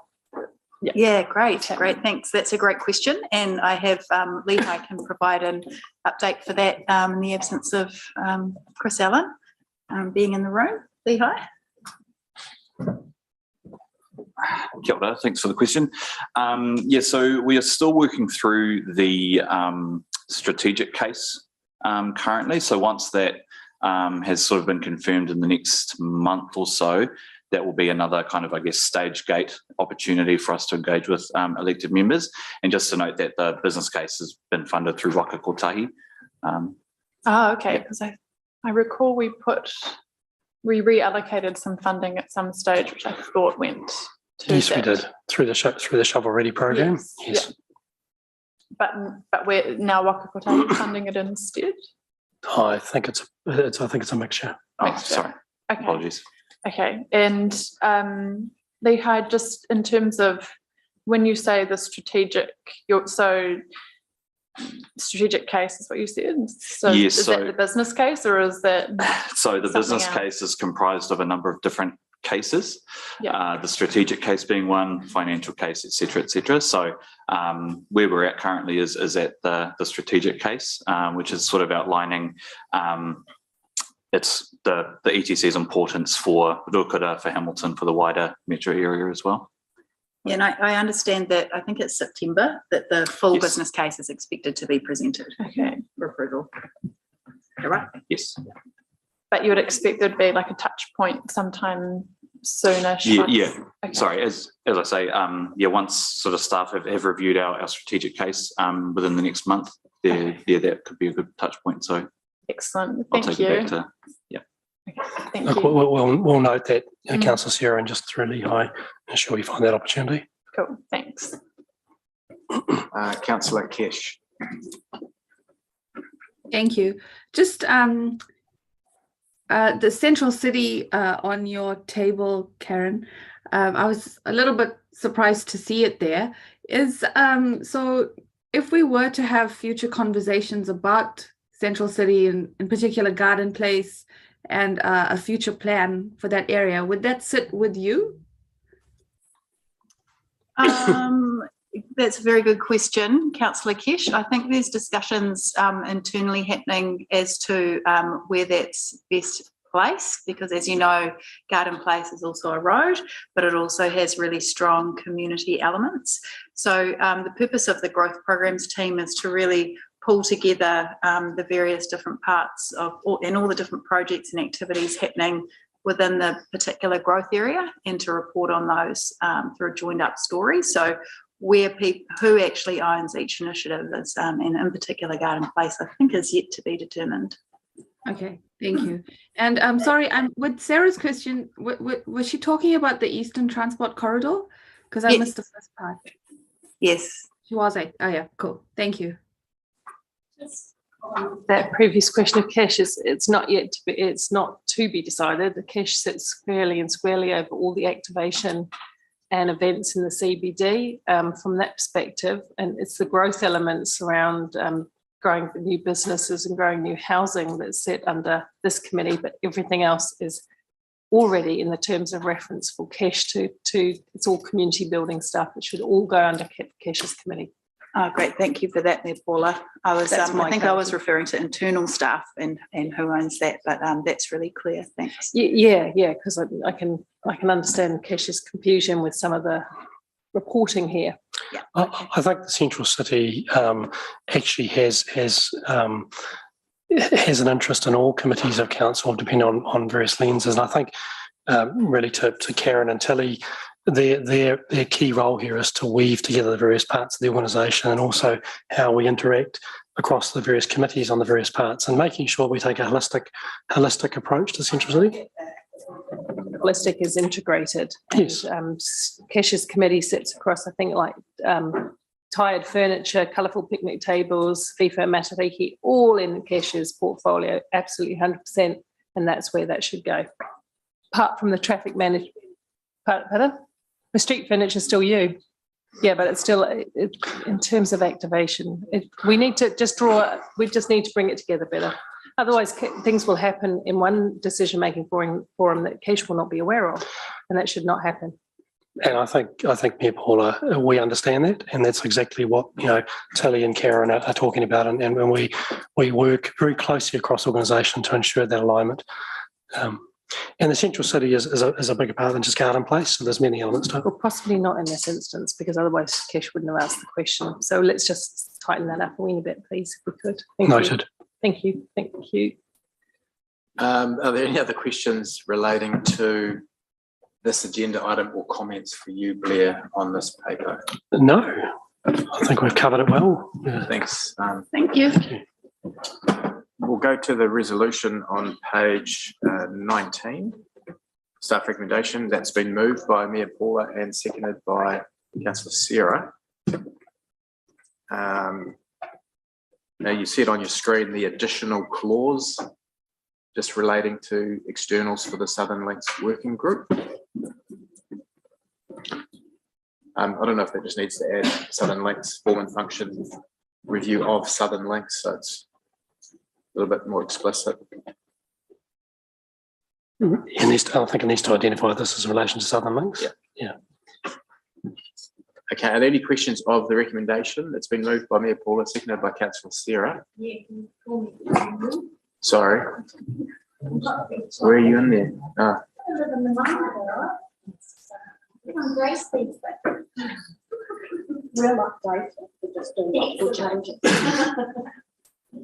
Mayor Paula, did you want to lead off the debate on that?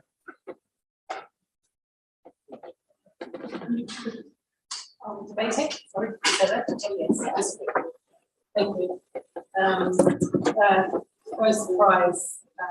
Going to talk a little bit about the pressure on the growing regions and transport.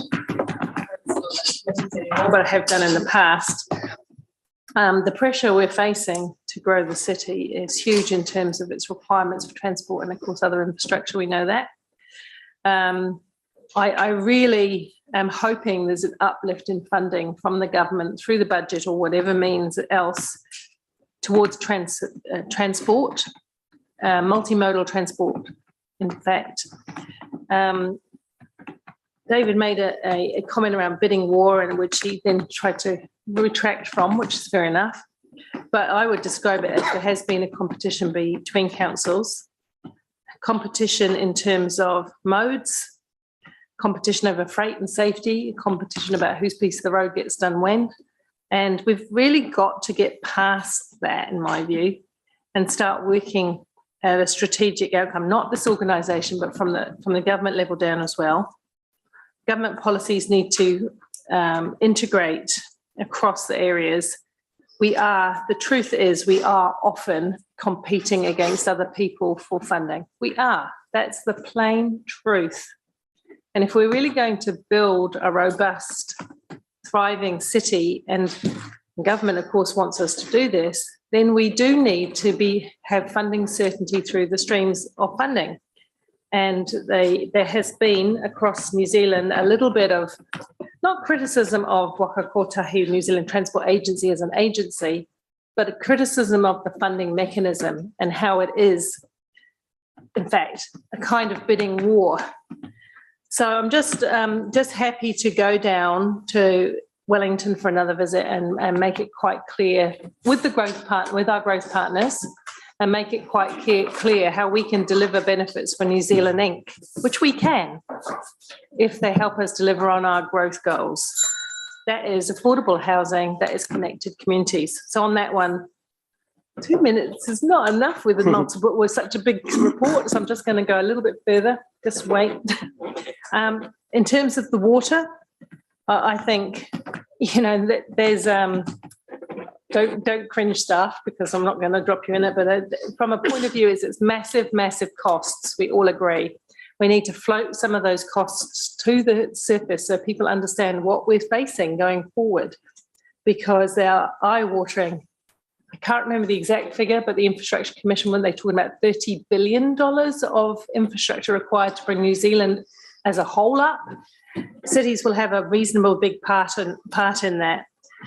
Just nervous of constraint on businesses at a time when we're trying to, on the one hand, grow the economy. We don't want to put things in that stifle that economy. When we're trying to grow affordable housing wherever we can in the right way, as quickly as possible, we don't want to stifle that. So, this is why, of course, plan change will have some uncomfortable impacts. But this is why, Mr. Chair, we need to make sure that people understand what we have now and what we need in the future for funding, so we can be realistic and crack on growing a thriving city. End of. Thank you. Such a big item you have, though, today. It's got 50 pieces in it. Councillor Sarah, as the seconder, would you like to go? Thanks, Chair.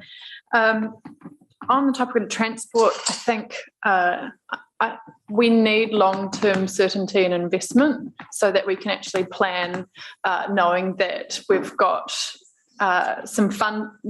funding for years to come, and also we can create a pipeline of work. So that's where working on the city deal, or what we're calling the Metro Agreement, is really important. And I've said it before, and I'll keep advocating for that. I think this is a critical piece of work, so that we can have extremely clear priorities based on what's going to deliver housing and jobs and freight movement, based on evidence. And we can put that very clearly in front of central government to say, look, here's a clear plan for investment for the next 10, 15 years at least. So I'm really supportive of the work that's happening in that space, and look forward to seeing it progress. Secondly, I think when we are talking about transport, it's easy to start focusing a lot on the new, transport corridors in the new areas, or kind of in greenfield. But we have to remember how important providing that rapid bus transit or the frequent bus services along Ulster and Te Rapa and places will be to really open up stage 1 in our district plan. I will be putting a very strong emphasis on us ensuring that that's a strong priority when advocating for central government, but also a strong priority in our long-term plan. Yeah. Thanks. Thanks, Deputy Mayor. Look, just quickly, I won't touch on the items that previous members have spoken to, so I'll narrow down onto the new subcommittee. I think it's yet to be determined, as General Manager said, it's useful that it's under larger future-proof committee. That for me, I need to be convinced of that. I do have my doubts, as with the Connections Committee, we just got on with the business. We did some great plans, and Councillor Sarah mentioned the PT business review. It was a big body of work, and it got fantastic community support and submissions through it. And underpinning all of that, and here's where I am positive about being under future proof, because I think we might get more traction, was the concept of a regional transport board for all things transport, for all things PT transport, and that sits nicely. There's some good synergy there, but for us to get, I think, the traction that we need as a strong region with a strong metro, we simply have to come up with something in terms of a new governance future, and the Metro Spatial Plan fits really well into that.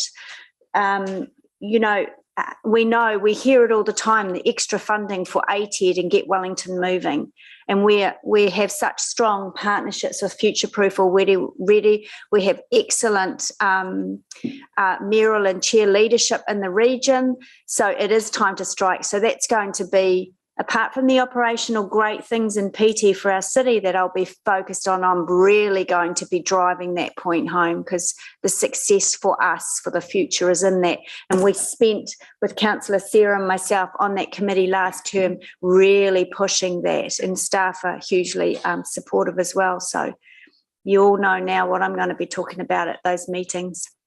And I'm sure Maxine will have a list as well. Thanks, Councillor Andrew. Thank you, Ryan. Hamilton is a key part of the Golden Triangle that is good for the whole country. The Southern Links project is a key part of that. We heard this morning that $1 billion of government funding will have a 1,000% return on investment. It shocks me that this could be in doubt. I want to use this platform to encourage the government to listen to Waka Kotahi on this, and to take Nike's lead and just do it. Thank you. Thanks, Andrew. I'm going to follow on from you, specifically around Southern Links. We've seen how expressways, I know when was the Cambridge bypass was being, people worried about Cambridge dying, but in fact it's actually enhanced the community and it's growing. And they're actually an economic enabler. And we talk about well-being a lot. And well-being, actually, one of the foundations for well-being is economic enablement. And the advancement of Southern Links is critical. We've heard already the $7.4 billion GDP increase over 30 years that this would bring. Southern Links, I'd suggest now, is already 10 years behind, and it's going to be a struggle to get it developed within the next 10 years. So I'll be looking to continue to advocate hard for it, and supporting Deputy Mayor, Councillor Maxine and Councillor Sarah in their advocacy through that subcommittee of Future Proof. I'm going to go back to right of reply, Mayor Paula. To say I support Angela in that approach. We've discussed it, and we think it's the right time is to really sing very loud about the metro issues we're facing in partnership with our sub-region. I share your view with Southern Links. As I've said in the questioning with David, that it shouldn't be a matter of do you want this or do you want this. It should be a matter of what do you need to get your city thriving. And Southern Links is an economic enabler, it's a business enabler, it's a housing enabler. That's why it needs to be built. And the Pierere is a safety project because people die there, including Hamiltonians, and that also needs to be done. So once again, I say let's have those definitive conversations. Happy to represent you all in Wellington with your views that you've shared today. Thank you. Thank you. So we'll go to the vote. Just go show of hands. The motion is carried unanimously. Thank you. On to item 9.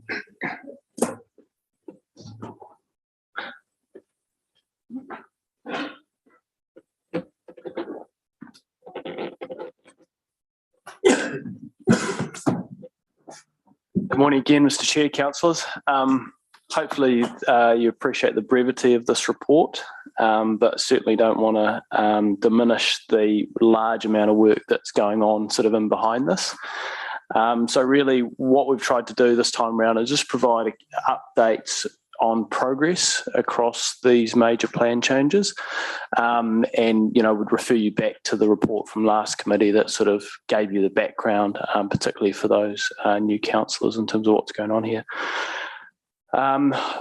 Sort of some special or specific reference to inclusionary zoning, and the fact that that's likely to be out of scope regarding Plan Change 12, and so that would have to be picked up in a later plan change. Look, we're all on track to go into hearings on Plan Change 9 in May, so that's the first tranche. So the panel will hear SNAs, notable trees, and historic heritage areas. We've got several private plan changes going through in July and August, followed by what we're calling the substantive hearings on Plan Change 12 in September. And then rounding out the year, 6th of November, with the sort of last tranche of Plan Change 9, which will be historic heritage items and archaeological sites. So I might just leave it there and hand over for questions on any one of those plan changes that are going through at the moment. Thank you, Mark. Deputy Mayor. Yeah, I have a really boring question. What's the purpose of the working group? I see the terms of reference, but it doesn't actually say the purpose, and I've been appointed onto it. Oh, surprise! Yes. Thank you for alerting me to that, Deputy Mayor. The point of that is that we notified Plan Change 12 with HCC came out with a position. Yep. You effectively, pass resolutions to notify that. Through submissions, we're getting requests to change that notified version. Mm-hmm. We would like democratic oversight in terms of some of those change requests before staff may or may not support or not those changes. Yep. So it's really a group to be able to use as a sounding board for some of those submissions that we're getting. And they will recommend to council or recommend to this committee? In terms of the RMA process we're in, it's more actually you as elected members providing guidance to staff in terms of the position that we're taking. It ends up being a staff response at some point through that process. Yeah, the next step in the process is for the team to provide what's called expert evidence into the process. Yeah. Okay. And that expert evidence will take account of what different submitters are asking for or not. And it's in that space where we're just looking for a political sounding board. Yeah, I passed my commissioner's thing too. Yeah, I was very suitably qualified then. Yes. I think just further to Mark's comments there, Councillor Angela, we will continue to bring high-level updates and topical matters through this report, but it's just that the fact that we're in this commissioner process and we're trying to find that balance. Mm. Just by way of acronym education, we've heard about traffic light assessment or TLA. We're now moving into ICO, which is infrastructure capacity overlay. Yeah. All right. So there you go, ICO. You heard it here first. Councillor Anna. For Mark, and thank you first for coming last night to that community meeting. That was awesome. Very helpful to have you there. Just in terms of inclusionary zoning, obviously it's really a hot topic for a number of our housing partners. I guess just wanting to understand will we initiate a plan change to achieve that, and just some timeframes around when you would expect to be able to do that work, and if additional resourcing might be required to actually have that work done? Yep. So just working through those questions, Councillor. So there are resolutions already passed by a previous committee last term in terms of preparing an inclusionary zone plan change. So you have effectively already sought that of staff.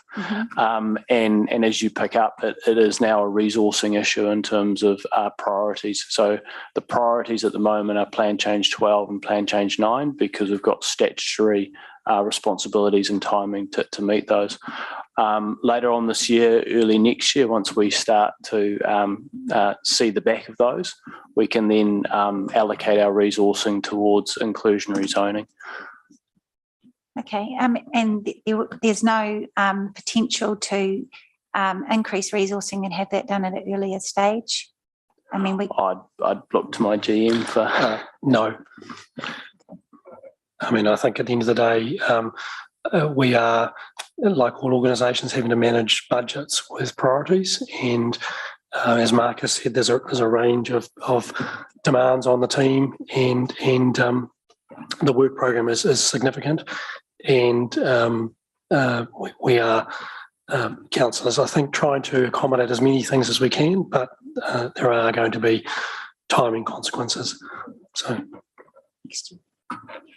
And just another question in terms of intensification. There was a lot of discussion last night about, I guess, how people's experiences of intensification, and I'm interested in whether we've ever done any surveys ourselves of how people are finding it, where areas have been intensified. Has there been any work done to sort of just get feedback or stories about how people's lives are living in more intensified areas, just to help with that storying, I guess, around intensification? Yeah, no, that was a really good question last night that came through, Councillor. So I'll take that away and see if we've done any recent studies here in Hamilton. But as I suggested last night, there are a range of studies internationally that look at that.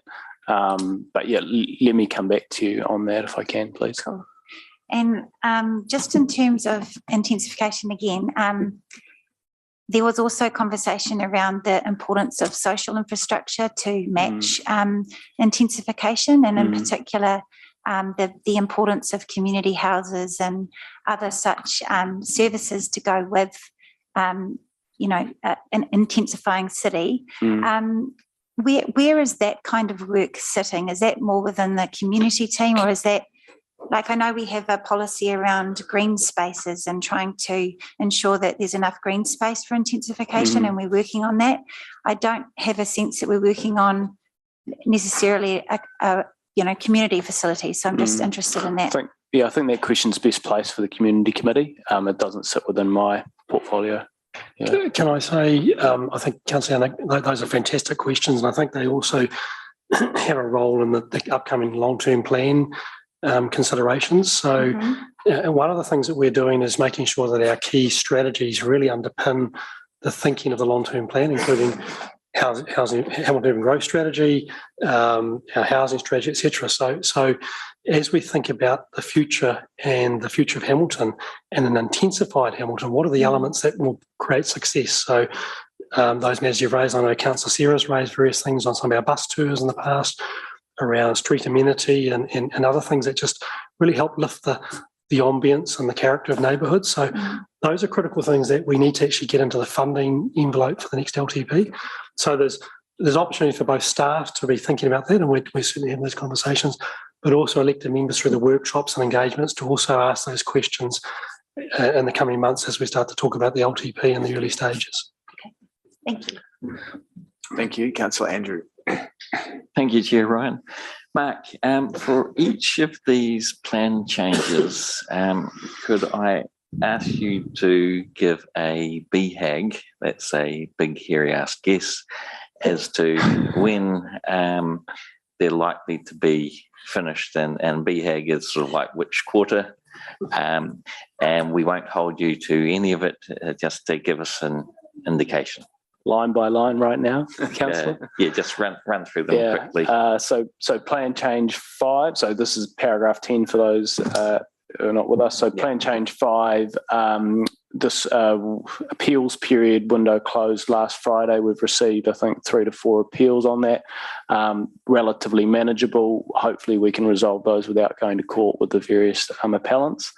And because of the nature of those appeals, it means that large parts of Peacock will be made operative, notwithstanding those aspects which are under appeal. Plan change 9, we are hoping that the independent hearing panel will issue interim decisions on the first tranche of hearings in May. So, you know, by the end of the year, all being well, we get some decisions on the first tranche. We'd then expect decisions on the second tranche on 9, probably end of Q1, maybe into sort of Q2 2024 calendar year. Plan change 10, it's on hold. We obviously haven't yet notified, so there's a wee bit of water to go under the bridge there. Plan change 12, you'll be aware that we're working under ministerial directions. We have to have a decision by March 2024 on that. So we would expect the recommendations from the independent hearing panel to come back, all being well, before Christmas, to then go through the internal processes at this end, come to this committee or full council for approval. Plan change 13, that's going to hearing in a couple of months. Different panel, would expect decisions on that, say, three months following.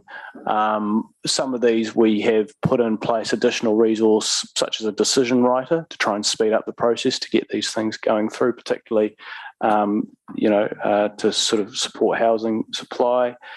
Plan change 14, flood hazards. We're looking to notify that early calendar year 2024. So that would mean a hearing end of or second half of 2024 and then appeals into 2025. Plan change 15, that's being heard in August. Again, decisions all being well, probably by first quarter next year, if not before Christmas. Then there'll be an appeal window and then it'll be operative. So that might take us to the back end of 2024. Inclusionary zoning, as I mentioned, not yet notified. All being well, we'd aim to notify something in 2024. And that is the list, hopefully. Perfect. Thank you. Can I just come back to Councillor Anna's earlier comment? And obviously this is a list of plan changes. This is by no means the list of all the work that is going on from a city planning perspective. And I think what you can see there is that there's a massive amount of work being carried out by Mark's team under some very tight timeframes. And these are matters of great significance, and they are not things that we can just move through quickly. They are really, really significant for our city. And although we're not completely reviewing the district plan, in all intents purposes, effectively the substantive parts of the district plan are being reviewed here. So, I don't want to underestimate the amount of effort that's required here, both in Mark's team and across the organisation, to progress these to achieve a really high quality outcome in line with what council is asking us to deliver in terms of future city. So this is a really, really comprehensive piece of work.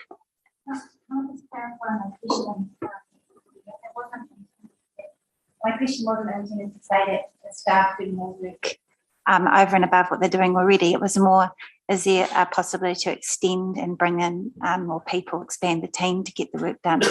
So that was more the question. I know we've, in our annual plan, we made, I think, a decision to remove some money from your budget, which I'm concerned about. And if that is impacting our ability to progress some of these really important issues, as I consider inclusionary zoning to be, then that would be a different conversation.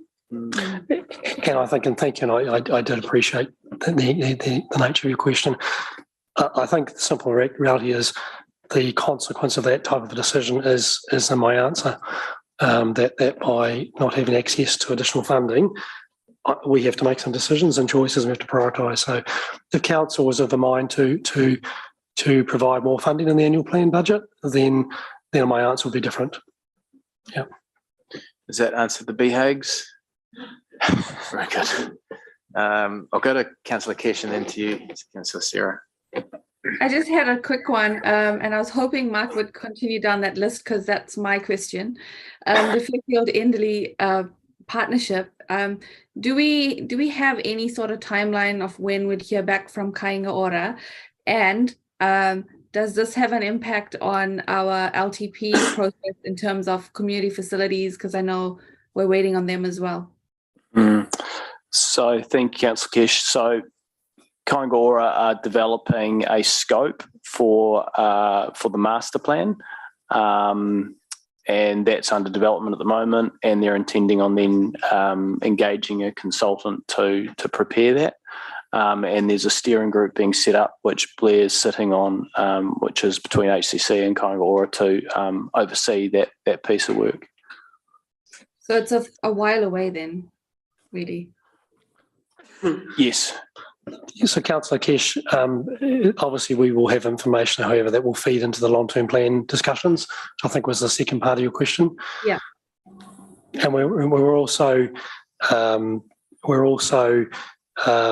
at how we are resourced and structured to be able to work with Kāinga Ora more closely on this particular proposal. All right. Thanks, Blair. Councillor Sarah. Blair and Mark, I'm just following on from Councillor Anna's questions around inclusionary zoning. If we had the budget, would we be able to find the people given the market at the moment?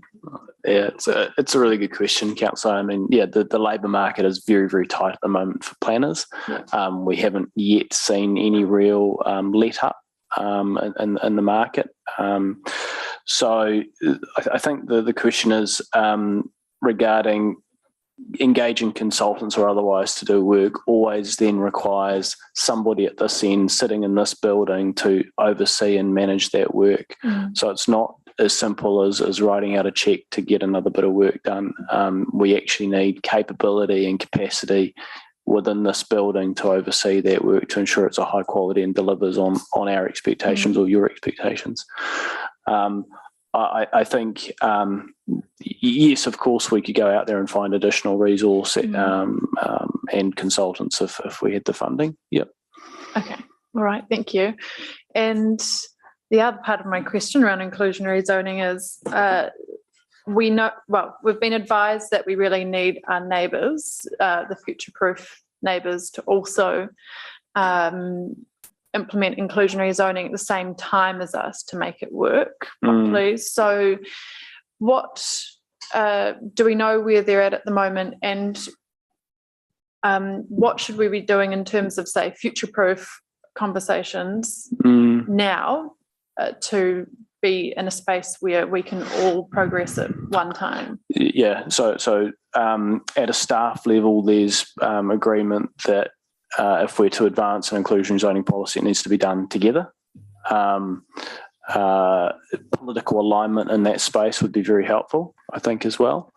I'd say that Waipa and Waikato are experiencing the same resourcing challenges as we are in terms of implementing or going through their IPI, their intensification planning instrument, plan changes.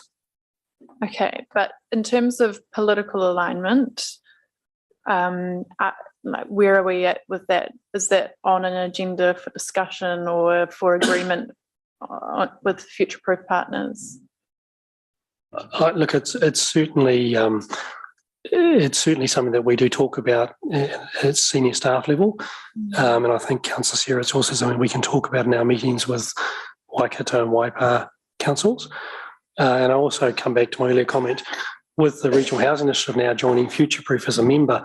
I think that's also really helpful in terms of the voice that AXA will bring to the table there to again really reinforce some of the I guess the priorities the housing initiative has in terms of housing outcomes and I guess key tools and moves that we as Future Proof partners need to all collectively work towards. So I think there's many elements to this that will help us progress this. Going a little step further though, in terms of something a bit more concrete, so we can have conversations and stuff, but what would we need to have some confidence that we're all on the same page? Would it be some endorsement from each council of a future-proof proposal like we have with business cases and things?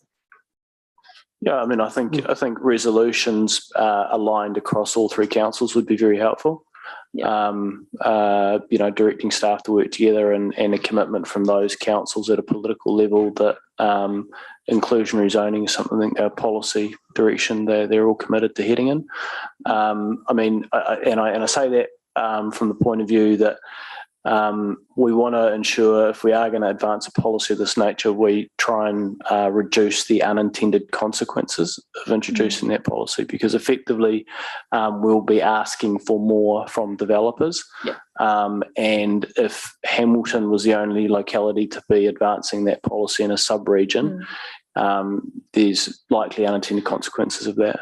Okay. So just sticking to this point, would it be possible then, maybe it's a staff action, but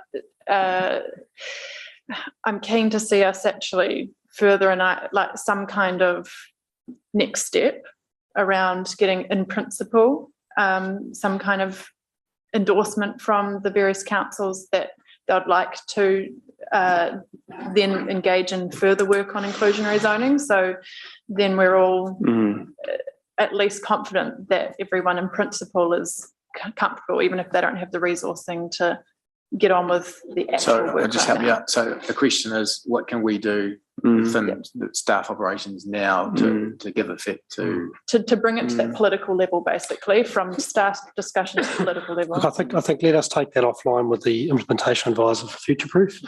I think what I would see is probably a report to the next implementation committee would be probably appropriate, and the Future Proof, passing resolutions and potentially also seeking the councils to endorse that, and noting that we've already endorsed that would be probably a helpful direction there, Sarah. Thank you. Thanks, Chair, for your indulgence. Cool, thanks. Councillor Maxine.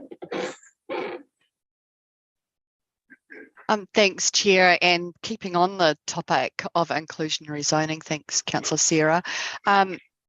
I guess without the benefit of inclusionary zoning in the short term, what kind of tools have we got available to us to have a bit of a capture a value uplift, or to work with developers more widely in providing for community amenity or other? Good question. I'm thinking that through. I mean, I think you've obviously got private developer agreements being one pathway, and that's been exercised in things like Rotokauri North. You've got collaboration, goodwill on the part of other developers, and sort of Te Awa Lakes, for example, actually put forward, I think, themselves affordable housing provisions, which are now embedded in the district plan controls relating to that part of the world. And then we also have the value capture question around when we're looking to rezone new areas, having those sort of commercial negotiations up front to understand those wider benefits that those developers are going to contribute to the city. I think it's fair to say, Mark, isn't it, that in a traditional sense, you would often have bonuses that you would trade for development rights, particularly in a brownfield environment, and that is more challenging now. Yeah. Our leverage in terms of providing something in return for something else has been undermined a lot through the Enabling Housing Act, because effectively what we've done is conferred, or in the process of conferring, a whole lot more development rights to private property owners without really taking anything in return. So that's the sort of challenge we face. And in an ideal world, we would be initiating some form of additional inclusionary zoning at the same time as conferring those additional property rights. Effectively a quid pro quo, but that's largely been taken off the table now. Okay, and that we're the poorer for that in terms of being able to have some tangible outcomes. Well, I think it comes down to, I think you're right. It comes down to what's our point of leverage to get the private development market or private sector to be providing some of these wider outcomes which we're seeking. One of our major sort of tradable negotiating points is how much property rights they have. So how many metres can they build? How many lots on a site can they do? How many stories can they have? And the Enabling Housing Act has opened up a very, very permissive planning regime, which has given away, for the most part, a lot of that leverage that we would have otherwise had. And DCs wouldn't be an appropriate way to start to redress any of that? Well, I think DCs are quite challenging because you've got to have those projects identified in your capital work schedule, and it comes down to the council's debt capacity to, in terms of the number of projects and the quantum of those projects in dollar terms. Thank you. Thanks, Chair. Okay, we've gone reasonably wide, but good conversation. I note in the next item, hugs is probably the remaining lever in terms of value capture that we've got with emerging areas. That's quite upfront and explicit. All right, Councillor Sarah Anna, would you like to move or second this? Which one? Thanks, Councillor Anna. Moved by yourself, seconded Councillor Sarah. We'll go into debate. I just want to acknowledge the staff for the huge work and all of the plan changes. It is massive, and I do really acknowledge that. And obviously, all these annual plan conversations we'll be having have real effects, so that's noted, and something that we can talk more about, I'm sure. But in terms of inclusionary zoning, I do know that the huge interest there is in this from our partners in the housing space, and we've got some in the room with us. And I think sometimes you do have to move to the voice of the community and respond. And we've been having lots of conversations about affordable housing and how we achieve it. And this just seems like a really a proven way of achieving that. So the quicker we can get going on it, the better. And I really appreciate Sarah's suggestions to get some agreement at a political level. I do understand that I think Waipa's made some moves already on inclusionary zoning, so it shouldn't be too hard to pull off. So I'm really excited about that possibility, and thank the staff for their openness and willingness to go there too. Kia ora. Councillor Sarah. Thanks, Chair. I also want to acknowledge Mark and your team. I honestly look at how many reports come out and the work you're doing, and I have no idea how you guys are doing it. So thank you, though, for doing an amazing job. With inclusionary zoning, it is one way that we can make the likes of Community Housing Trust, or it may be another vehicle, actually sustainable, because you might be able to find the odd bit of land or have the odd bit of land donated in the short term, which is what we've seen with the Bridge Housing Trust. But ultimately, they need a sustainable inflow of land, or it might be cash in order to purchase land to then actually enable real affordable housing. So not just 10% below market cost, but actual affordable housing that, working families right now can't get into. So just emphasising the importance of inclusionary zoning and actually enabling those groups like the Bridge Housing Trust, the Community Lands Trust, to be able to provide housing going forward. Thank you. Look, just my 2 cents while I've got Mr. RHI in the room. Let's define affordable housing. It's been one thing I've been saying for a long time, and I know you guys are working on a formula, whether it's 3 times or 4 times or 5 times median income. Let's define it. Let's get on the same page, and then we've got a genuine target KPI we can hit, and instead of this political rhetoric around affordable housing that goes on all over the country. So there's my whittle. But it doesn't look like there's anyone else to talk unless you want to. Oh, sorry, Mia.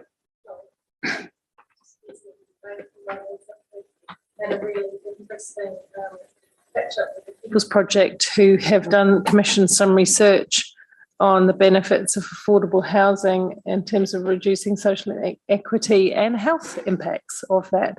And one of the points that this group talked about was the need to get across silos a bit more in this space, because some of the outcomes relate to social interventions as well, enabling people to have the services that they need.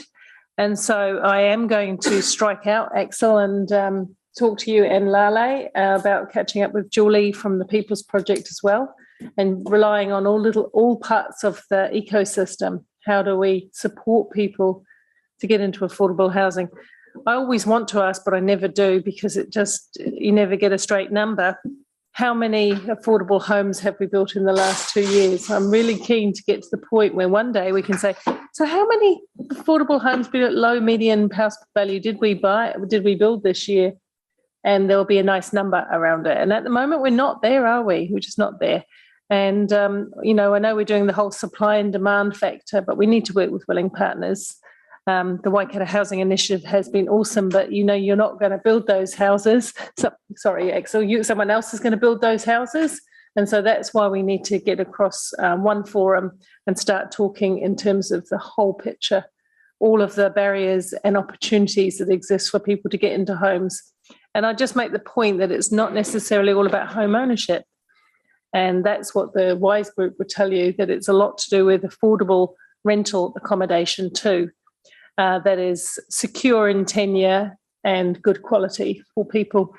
People just want to have a roof over their house and a roof over their head and feel safe. So room to go, but I'm excited about the work that we're doing. Inclusionary zoning has values, but it has also changed. It has changed and twisted a little bit, and according to the learnings of the first strikes of inclusionary zoning, what worked, what didn't. We should go forward from that. Thank you. Any right of reply? Okay, we'll just go to show of hands. Favour? Motion is carried unanimously. Thank you. Thank you, Mark. Item 10.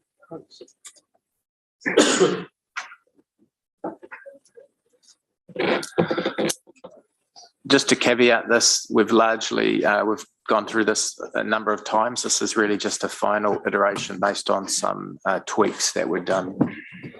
Thanks, Stafford. Thank you, Chair. Yes, I'd like to take the report as read and just thank the councillors for their advice on this journey. We've been working with the Chair and Deputy Chair to get HUGS where it is today, and you'll see that as attachment 1 to the report. Fantastic. I'm happy to move.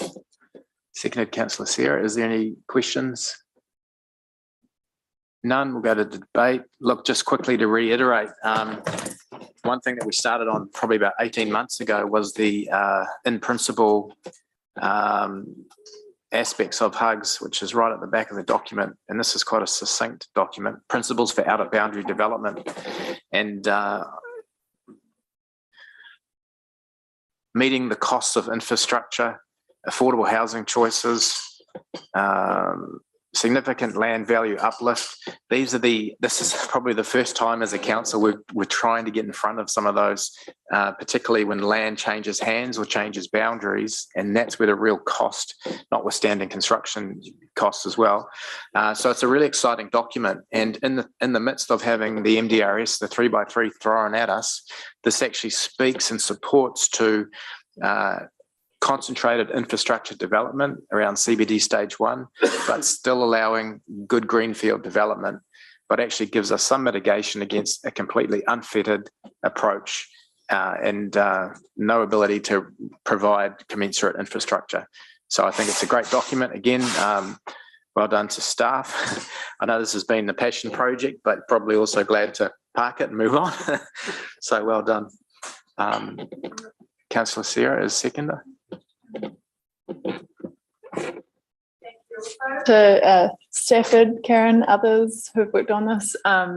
I think it's a fantastic document, and if anything, the challenges that we're having with water capacity in the south west of Hamilton show how important this is, because it's giving direction to have targeted investment in infrastructure, so we can put really quality water infrastructure as well as transport infrastructure and amenities like green space in the areas where we want to have the most housing, and at the same time having more people in those areas help us to afford to have that kind of infrastructure, and it means that we can have transport links that really work for people, so really good frequency when it comes to public transport. So this is going to help us to guide investment in a lot of cases where we're already going to see intensification anyway. So this is essentially saying, okay, we're going to have intensification here, we need to get good outcomes. So I'm really pleased with this document and looking forward to finally getting it approved. Mayor Paula. Thank you. Thank you. It's been a bit of a journey, so I just want to thank all of the councillors and staff first off who've been working on this for many years for this, and to the elected members who've leaned in and supported staff with a close look from a governance point of view. It's a really it's a good example of the sort of document that you could hand out to people and give them a good sense of what's going on. It's totally readable, which I do like. Because we're often out and about in the community, and what we do in a planning sense make no sense to them at all. But when you put it in a document that's readable and they can see the vision and how we're going to achieve that vision, I think it makes things a lot easier. So thank you for such a good document. Thanks, Mayor Paula. All right, we'll go to debate. No, that was debate. Sorry. Do you want me to do it again? No. You know you do. No, it was really good though. Okay, so this is to receive the report and adopt the Hamilton Urban Growth Strategy. Those in favour? Carried unanimously. Lovely.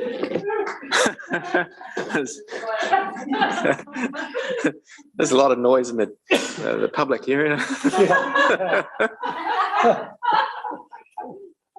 All right, item 11, back to you, Blair. Thank you, Chair. I'll take this report as read, but I just, in relation to one item, which is in relation to the housing update, we are working with governance to schedule a in-depth briefing, and it's looking to be early June on housing matters, all matters housing, including inviting Axel to come along in terms of Regional Housing Initiative to cover quite a few comprehensive matters there. We'll also invite Mark Rawson from Kāinga Ora, because Mark's also a key partner in terms of various housing, social, affordable initiatives, and working very closely with RHI and, if appropriate, Lands Trust. But so we'll arrange a decent long briefing to really get into the matters, which will also provide an opportunity to talk about our thoughts in response to the UDAL report, which is noted on the agenda. I'll take any questions. Thank you. Blair, is there any way we can get that a meeting brought forward, or is it June on the calendar? Is it penciled in, or? Not without me cancelling a different meeting so that you can attend. All right. This. So it's got priority. All elected members' meetings. Fantastic. All right. Are there any questions of Blair's report? I know this has got the some of the UDAL stuff in there that you might have had some questions around, Anna. Okay, oh, that's good. All right. Would you like to move it? Seconded by Councillor Behaig-Bitter. There's no more questions, so we'll go into debate, if any.